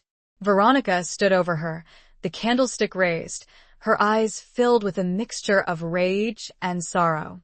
"It's over, Agnes," Veronica said, her voice trembling. "You've lost." Sister Agnes looked up at her, her face contorted with hatred. "You may have won this battle," she spat, "but you haven't won the war. The Nightingale Network will never die. Others will rise to take my place." Before Veronica could respond, Sister Agnes lunged at her, a hidden knife flashing in her hand. Eleanor, seeing the danger, reacted instantly. She fired her own weapon, the bullet striking Sister Agnes in the chest. Sister Agnes slumped to the ground, her eyes wide with shock and disbelief. The light faded from her eyes, and she lay still, her twisted ambition finally extinguished. With Sister Agnes dead and her men either captured or killed, the immediate threat was over. But the price of redemption had been high. Le Renard was wounded, and the convent, a place of peace and sanctuary, had been stained with violence and betrayal. The weight of the past, Veronica knew, would always linger. But the victory was crucial. Chapter 15. The Unspoken Vow. The aftermath of the confrontation at the convent of St. Gilles was a somber reckoning. Le Renard, though wounded, was stable, his injuries tended to by Eleanor, who, despite her age, still possessed the skills and composure of a wartime nurse. The remaining members of Sister Agnes's faction were apprehended by the French authorities, thanks to Le Renard's pre-arranged signal to his contacts in the intelligence service. The convent itself, once a place of serene contemplation, was now shrouded in a heavy silence, the echoes of violence still lingering in the air. The nuns, most of whom had been unaware of Sister Agnes's true allegiance, were left to grapple with the shocking revelation and the betrayal of their leader. Veronica, despite the exhaustion and the emotional toll of the battle, felt a sense of profound relief. The immediate threat of the Nightingale Network had been neutralized, and the final key, whatever it was, remained undiscovered. But she knew that the fight was far from over. The ideology that fueled the network, the twisted ambition for power and control, still lurked in the shadows, waiting for an opportunity to resurface. She and Eleanor spent several days at the convent, assisting the authorities with their investigation and providing comfort to the shaken nuns. They discovered that Sister Agnes had been systematically recruiting and indoctrinating a small group of younger nuns, grooming them to carry on the Nightingale's legacy. During their time at the convent, Veronica found herself drawn to the chapel, the place where the battle had reached its climax. She would sit there, in the quiet stillness, seeking solace and trying to make sense of the events that had transpired. One evening, as she was sitting in the chapel, she noticed something she hadn't seen before. A small, almost imperceptible crack in the wall behind the altar, a place that had been partially obscured by the rubble from the fight. Curiosity piqued. She examined the crack more closely. She realized that it was not a natural fissure, but a deliberately concealed opening, a hidden compartment. She carefully pried the crack open, revealing a small, hollow space within the wall. Inside, she found a single object, a small, intricately carved wooden box, similar to the one Philip had entrusted to Marie Dubois. But this box was different. It was not locked, but sealed with wax, bearing the familiar symbol of the Nightingale Network, a stylized bird with outstretched wings. Veronica's heart pounded in her chest. She knew, instinctively, that this was the final key, the missing component of Project Chimera. She carefully removed the box from the wall, her hands trembling with anticipation and apprehension. She took the box back to her room, where Eleanor and Le Renard were waiting. They gathered around the table, their faces etched with a mixture of curiosity and concern. "I found it," Veronica said, her voice barely a whisper. "The final key." They examined the box carefully. It was beautifully crafted, its surface adorned with intricate carvings. The wax seal, bearing the Nightingale symbol, was intact. "What do you think it is?" Eleanor asked. Veronica shook her head. "I don't know," she said.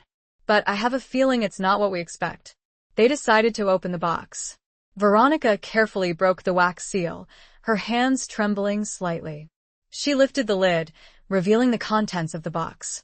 Inside, nestled on a bed of faded velvet, was not a weapon, not a formula, not a piece of technology.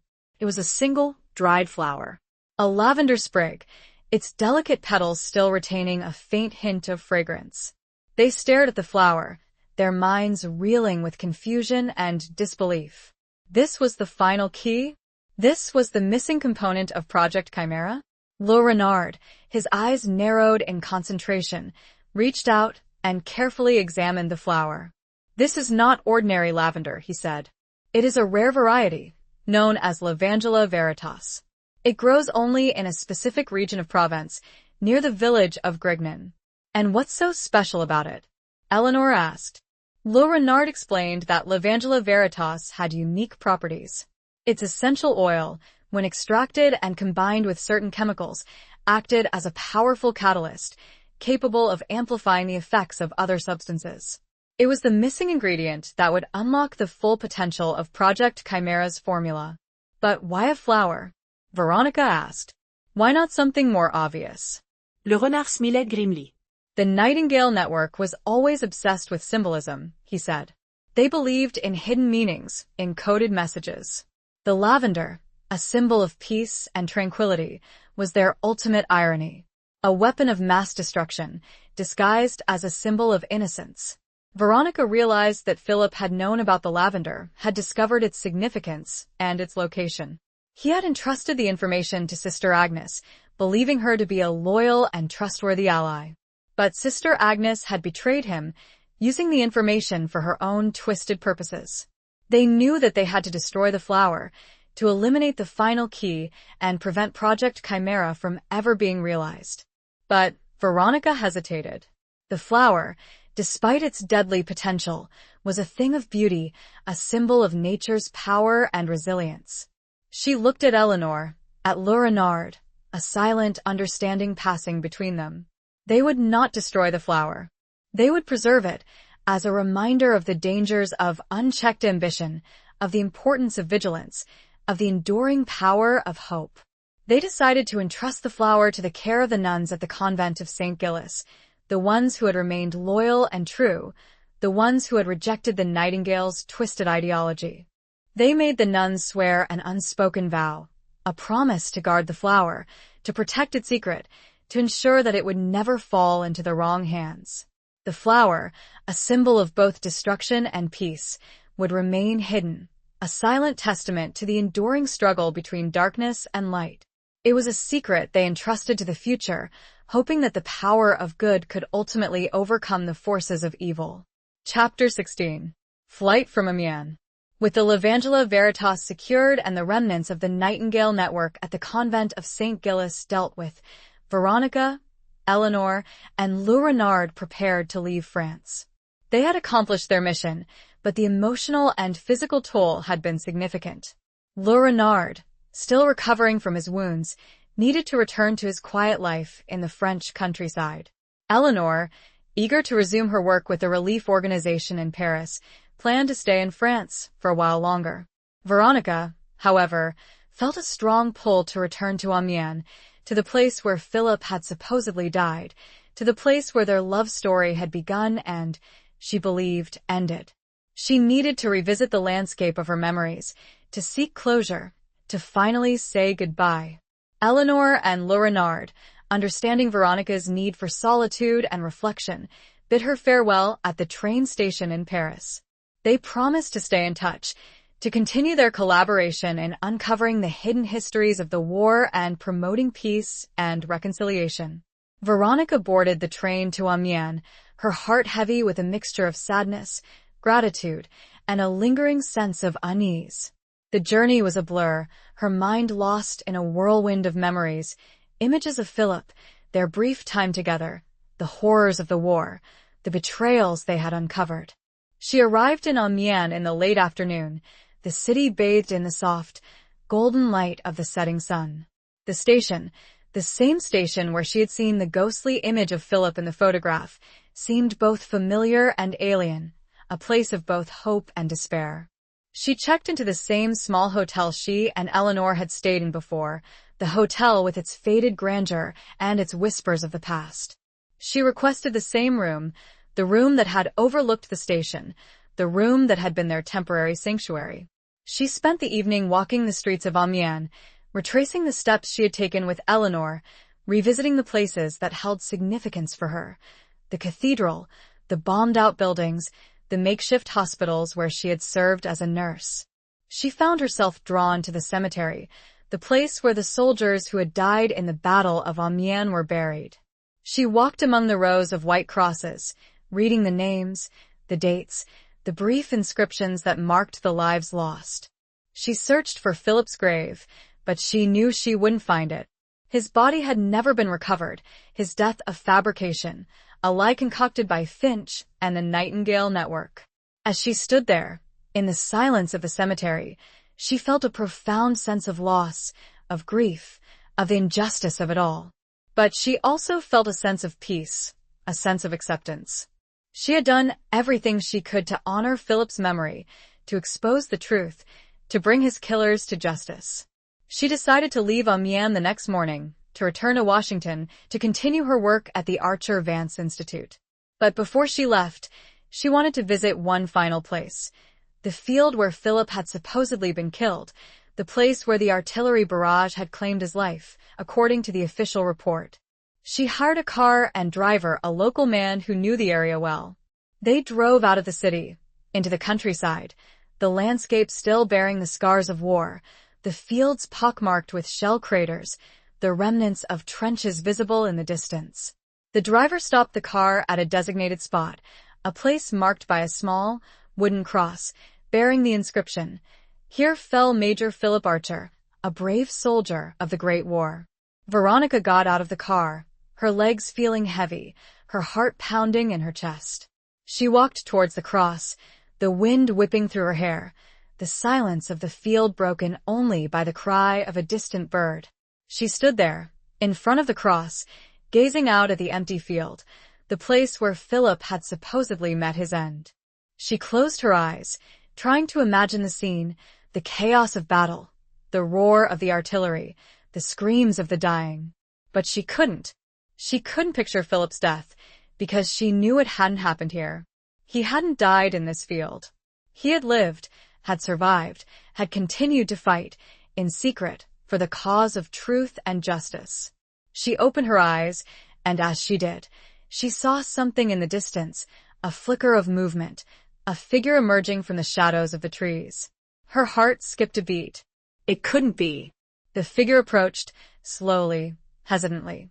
As it drew closer, Veronica's breath caught in her throat.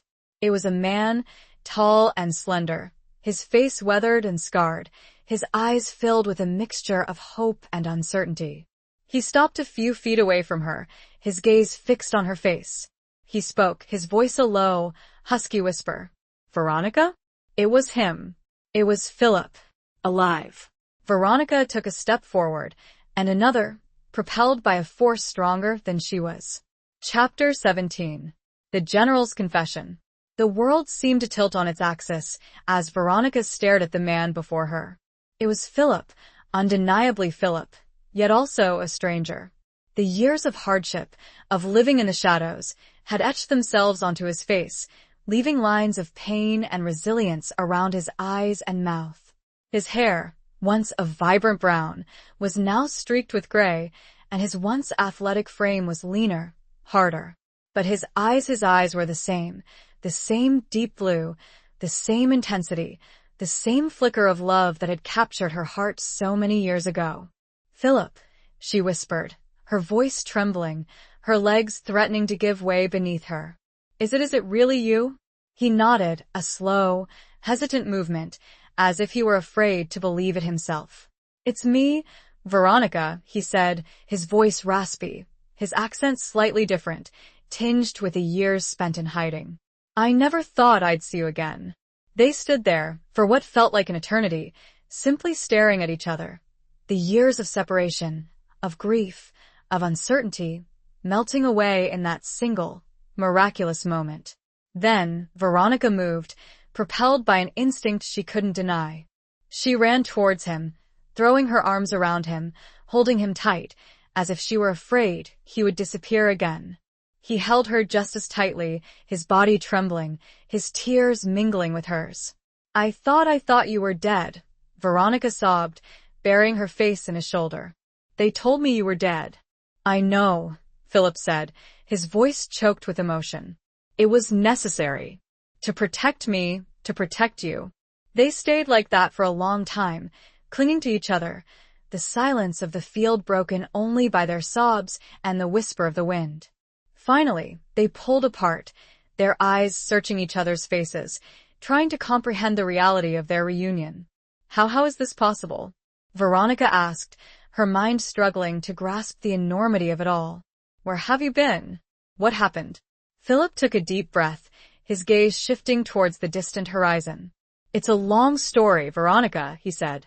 "A story of betrayal, of sacrifice, of a fight that never truly ended." He explained that after the supposed artillery barrage, he had been rescued by members of the French resistance, the same network that Le Renard had been a part of. They had helped him fake his death, create a new identity, and disappear into the shadows. "But why?" Veronica asked. "Why didn't you contact me? Why let me believe you were dead?" Philip looked at her, his eyes filled with a deep sadness. "I couldn't risk it," he said. "The Nightingale Network was too powerful, too dangerous. They would have killed you, too, if they had known I was alive." He explained that he had continued to work with the resistance, gathering intelligence, disrupting the network's operations, trying to expose their crimes. He had been living a double life, constantly on the run, always looking over his shoulder. "But the letter," Veronica said, "the one that arrived in my office, you said you didn't write it." Philip nodded. "I didn't," he said. "It was Le Renard. He knew I was alive. He had been tracking my movements. He sent the letter to you, knowing that you would follow the signs, that you would uncover the truth." "But why now?" Veronica asked. "Why reveal yourself now?" Philip smiled, a faint, weary smile. "Because it's over," he said. "The Nightingale Network is shattered, their leaders captured or dead. The threat is gone." He explained that after the confrontation at the convent of St. Gilles, he had decided to come out of hiding, to reclaim his life, to find Veronica. He had known it was a risk, but he couldn't stay away any longer. They talked for hours, sitting on the grass near the wooden cross that marked his supposed grave, sharing their stories, their experiences, their losses, and their triumphs. Veronica told him about the Archer Vance Institute, about her work with Eleanor, about their efforts to preserve the memory of the war and promote peace. Philip, in turn, revealed more about his years in hiding, about the sacrifices he had made, about the people who had helped him, about the constant fear and uncertainty that had been his companions. As the sun began to set, casting long shadows across the field, Philip took Veronica's hand, his touch sending a shiver of warmth through her body. "I never stopped loving you, Veronica," he said, his voice filled with emotion. "Not for a single moment." Veronica looked at him, her eyes brimming with tears. "And I never stopped loving you, Philip," she said. "Even when I thought you were gone, you were always in my heart." They embraced again, a long, tender embrace, a promise of a future together, a future free from the shadows of the past. But there was one final piece of the puzzle, one remaining mystery that needed to be resolved. Veronica remembered Philip's journal, the redacted name of the Allied general the Nightingale Network had planned to assassinate. "Philip," she said, "the general, the one the Nightingale Network wanted to kill, who is it?" Philip hesitated, his gaze shifting towards the horizon. "It was General Pershing," he said. "They wanted to eliminate him, to destabilize the Allied command, to prolong the war." Veronica nodded, her mind racing. She had suspected as much, but she needed to hear it from Philip, to confirm the truth. But then, Philip said something that made her blood run cold. "But it wasn't just the Nightingale Network," he said. "There was someone else involved, someone high up in the American command, someone who was secretly working with them." "Who?" Veronica asked, her voice barely a whisper. Philip took a deep breath. "It was General Davies," he said. "The man who signed off on my death report.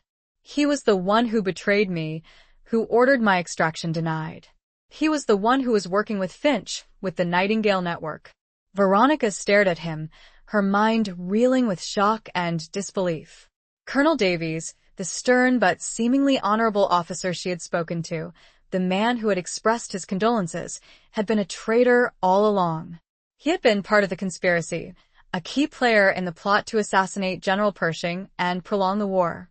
The general's confession, as Philip related it, was a devastating blow, a final, shocking revelation in a story filled with betrayals and lies. He'd been playing a long, deceptive game all along. Chapter 18.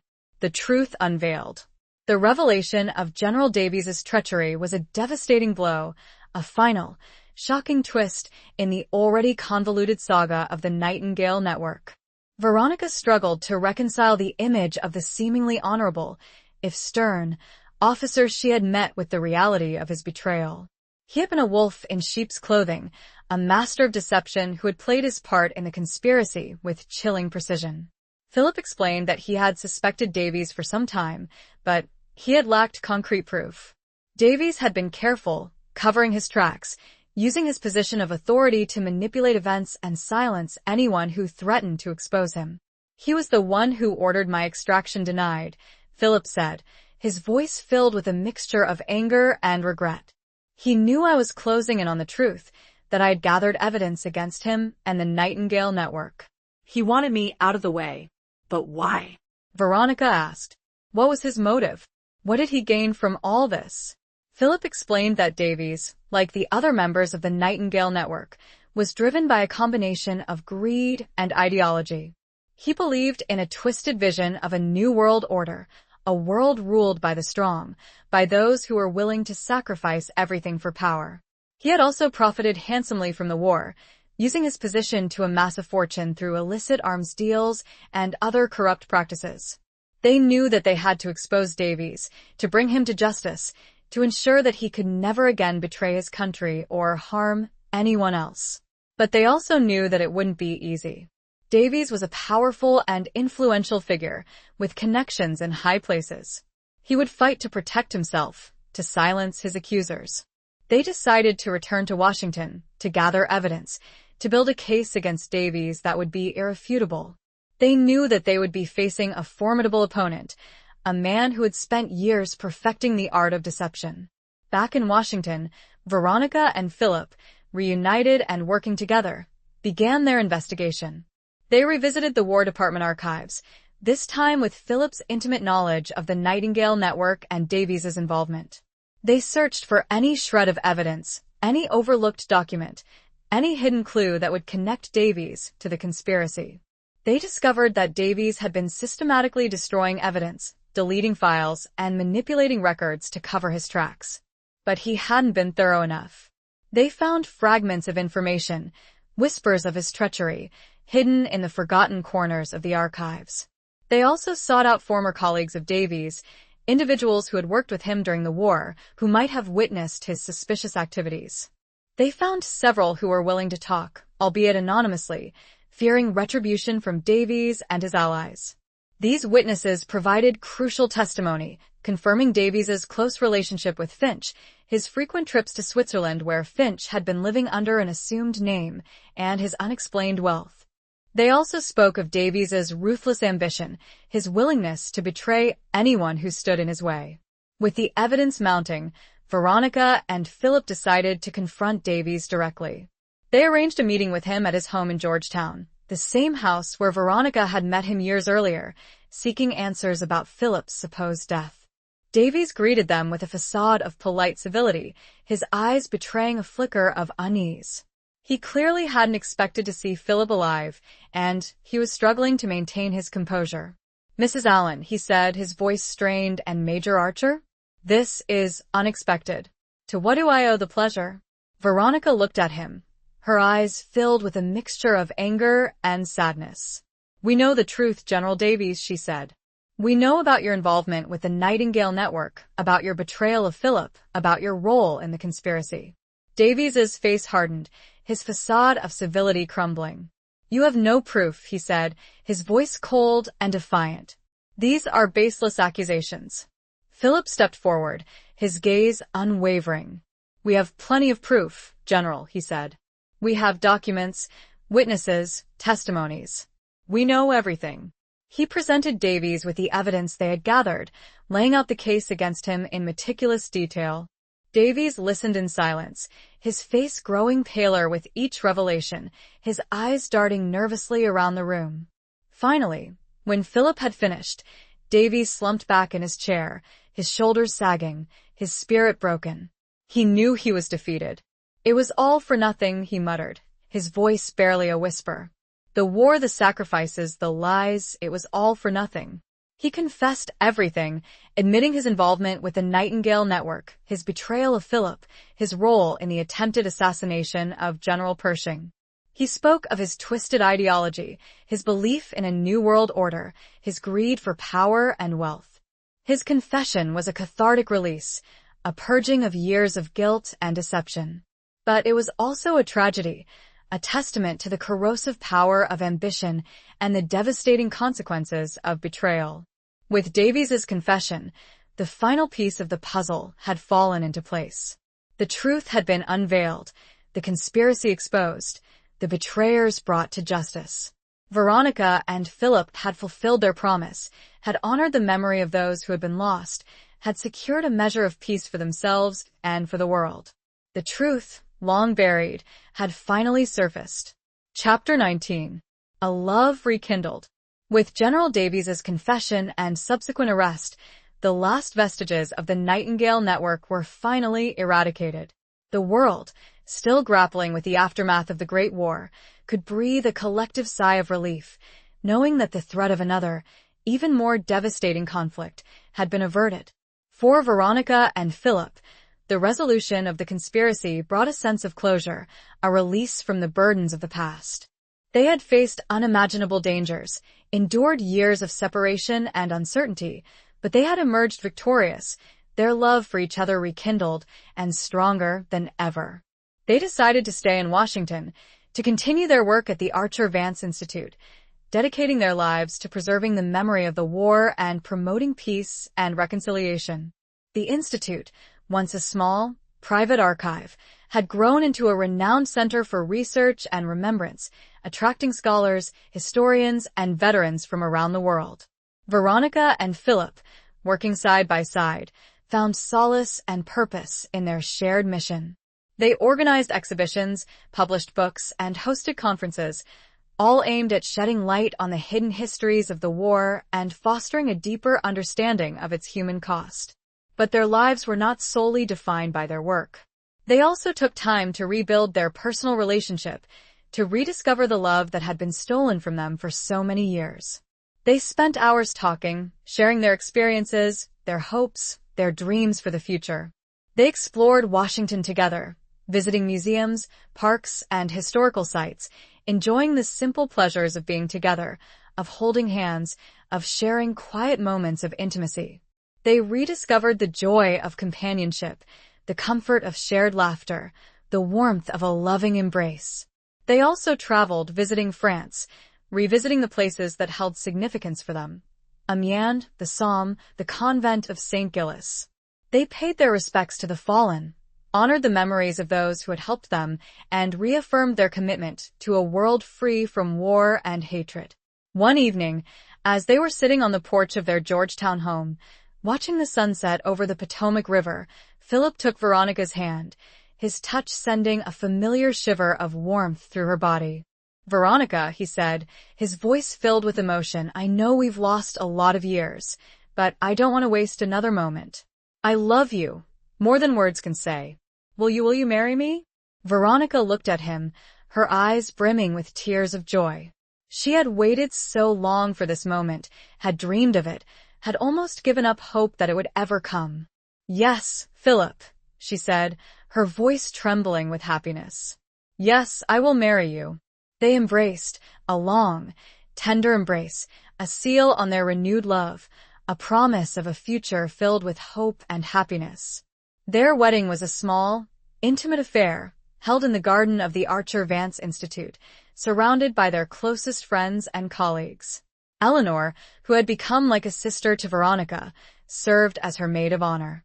Renard, who had traveled from France for the occasion, stood by Philip's side as his best man.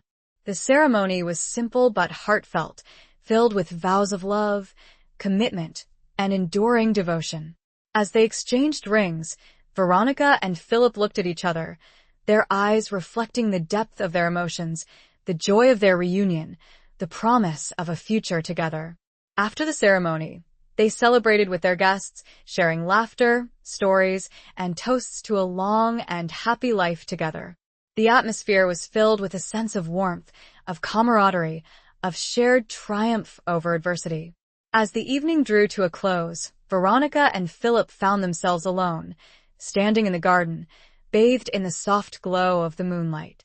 They looked at each other, their hearts overflowing with love and gratitude.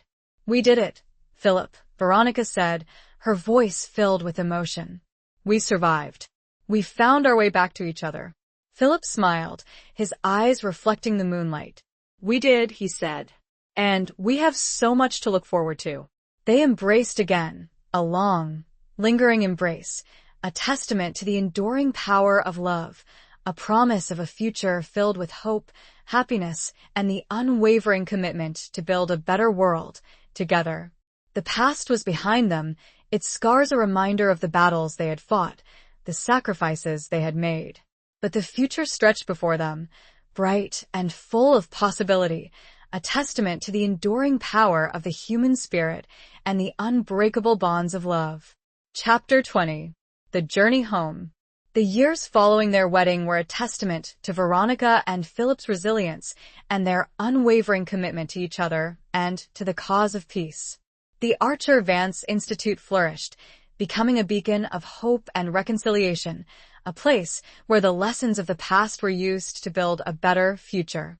Veronica and Philip, though no longer young, embraced their lives with a renewed vigor, their love for each other deepening with each passing day. They traveled extensively, sharing their story with audiences around the world, advocating for peace, and working to prevent future conflicts.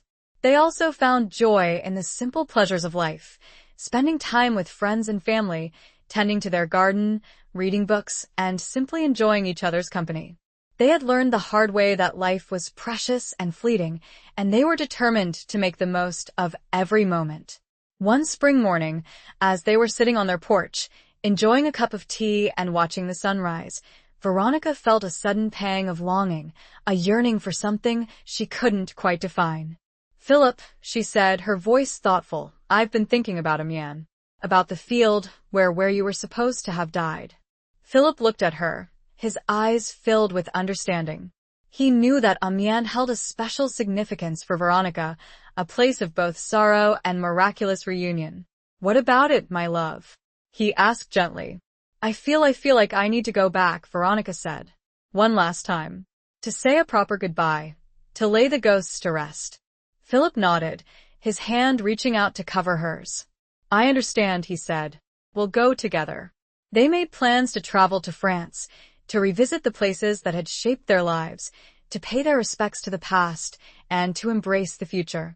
They arrived in Amiens on a warm, sunny day, the city bustling with life, its scars of war gradually fading with time. They visited the cathedral, the cemetery, the hotel, where they had stayed during their investigation. They also returned to the field, the place where Philip had supposedly been killed, the place where they had miraculously found each other again. They stood there, hand in hand, gazing out at the landscape, the memories flooding back. But this time, there was no sadness, no grief, no lingering sense of unease. There was only peace, acceptance, and a profound sense of gratitude for the life they had been given, for the love they shared. Veronica knelt down and placed a small bouquet of lavender, Levangela Veritas, at the base of the wooden cross that marked Philip's supposed grave. It was a symbolic gesture, a tribute to the past, a reminder of the sacrifices that had been made, and a promise to never forget. "Goodbye, Philip," she whispered, her voice filled with emotion.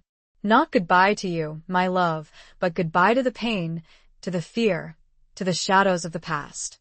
Philip knelt beside her, his arm around her waist, his eyes reflecting the sunlight. "We've come home, Veronica," he said. "We've finally come home." They stood up, their hands clasped together, and walked away from the field, their steps light, their hearts filled with hope.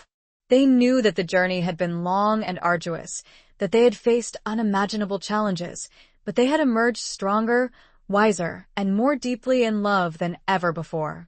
As they drove away from Amiens, Veronica looked back at the field, at the wooden cross, at the landscape that had once held so much sorrow. She smiled, a faint, knowing smile.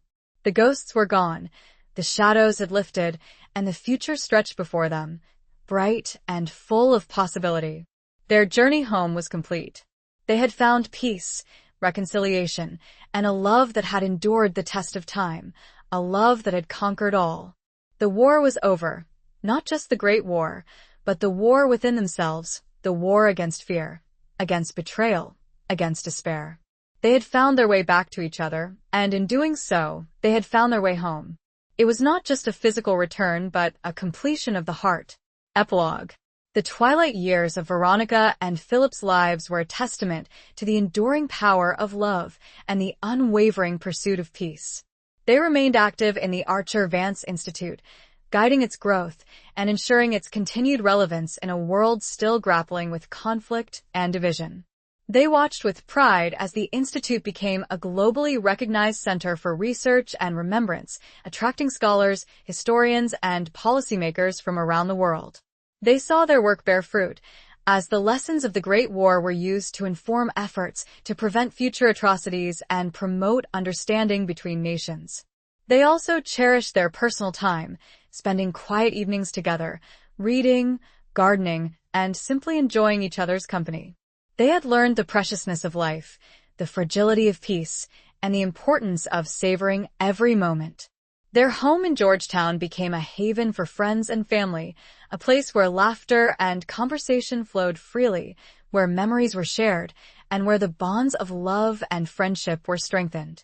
They hosted gatherings, welcomed visitors, and continued to advocate for the causes they believed in. As the years passed, their bodies grew frail, their steps slower, but their spirits remained strong, their love for each other undiminished. They had faced death, betrayal, and unimaginable loss, but they had emerged victorious, their bond unbreakable. One crisp autumn evening, as they were sitting on their porch, wrapped in blankets and watching the leaves fall from the trees, Veronica turned to Philip, her eyes filled with a deep, abiding love. "Philip," she said softly, her voice raspy with age, "we've had a good life, haven't we?" Philip smiled, his eyes crinkling at the corners, his hand reaching out to cover hers. "We have, my love," he said. "A wonderful life. Beyond anything I could have ever imagined." They sat in silence for a while, holding hands, their hearts filled with gratitude for the years they had shared, for the love that had sustained them, for the journey that had brought them home. Later that night, as they lay in bed, their bodies close, their breaths mingling, Veronica felt Philip's hand slip from hers.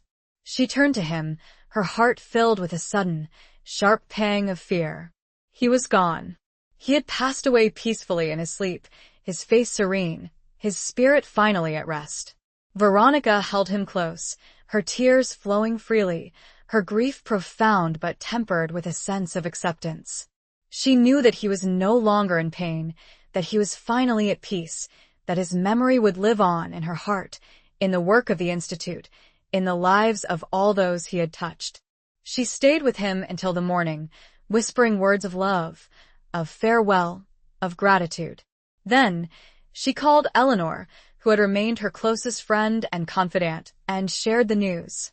Philip's funeral was a simple but moving ceremony, attended by friends, family, colleagues, and dignitaries from around the world. They gathered to pay their respects, to celebrate his life, to honor his legacy. Veronica, though heartbroken, stood tall and proud, her spirit undimmed. She spoke of Philip's courage, his integrity, his unwavering commitment to truth and justice. She spoke of their love, a love that had endured the test of time, a love that had conquered all. After the funeral, Veronica returned to their home, to the empty space where Philip had once been. She felt his absence deeply, but she also felt his presence in the memories they had shared, in the love that still surrounded her, in the work that they had built together.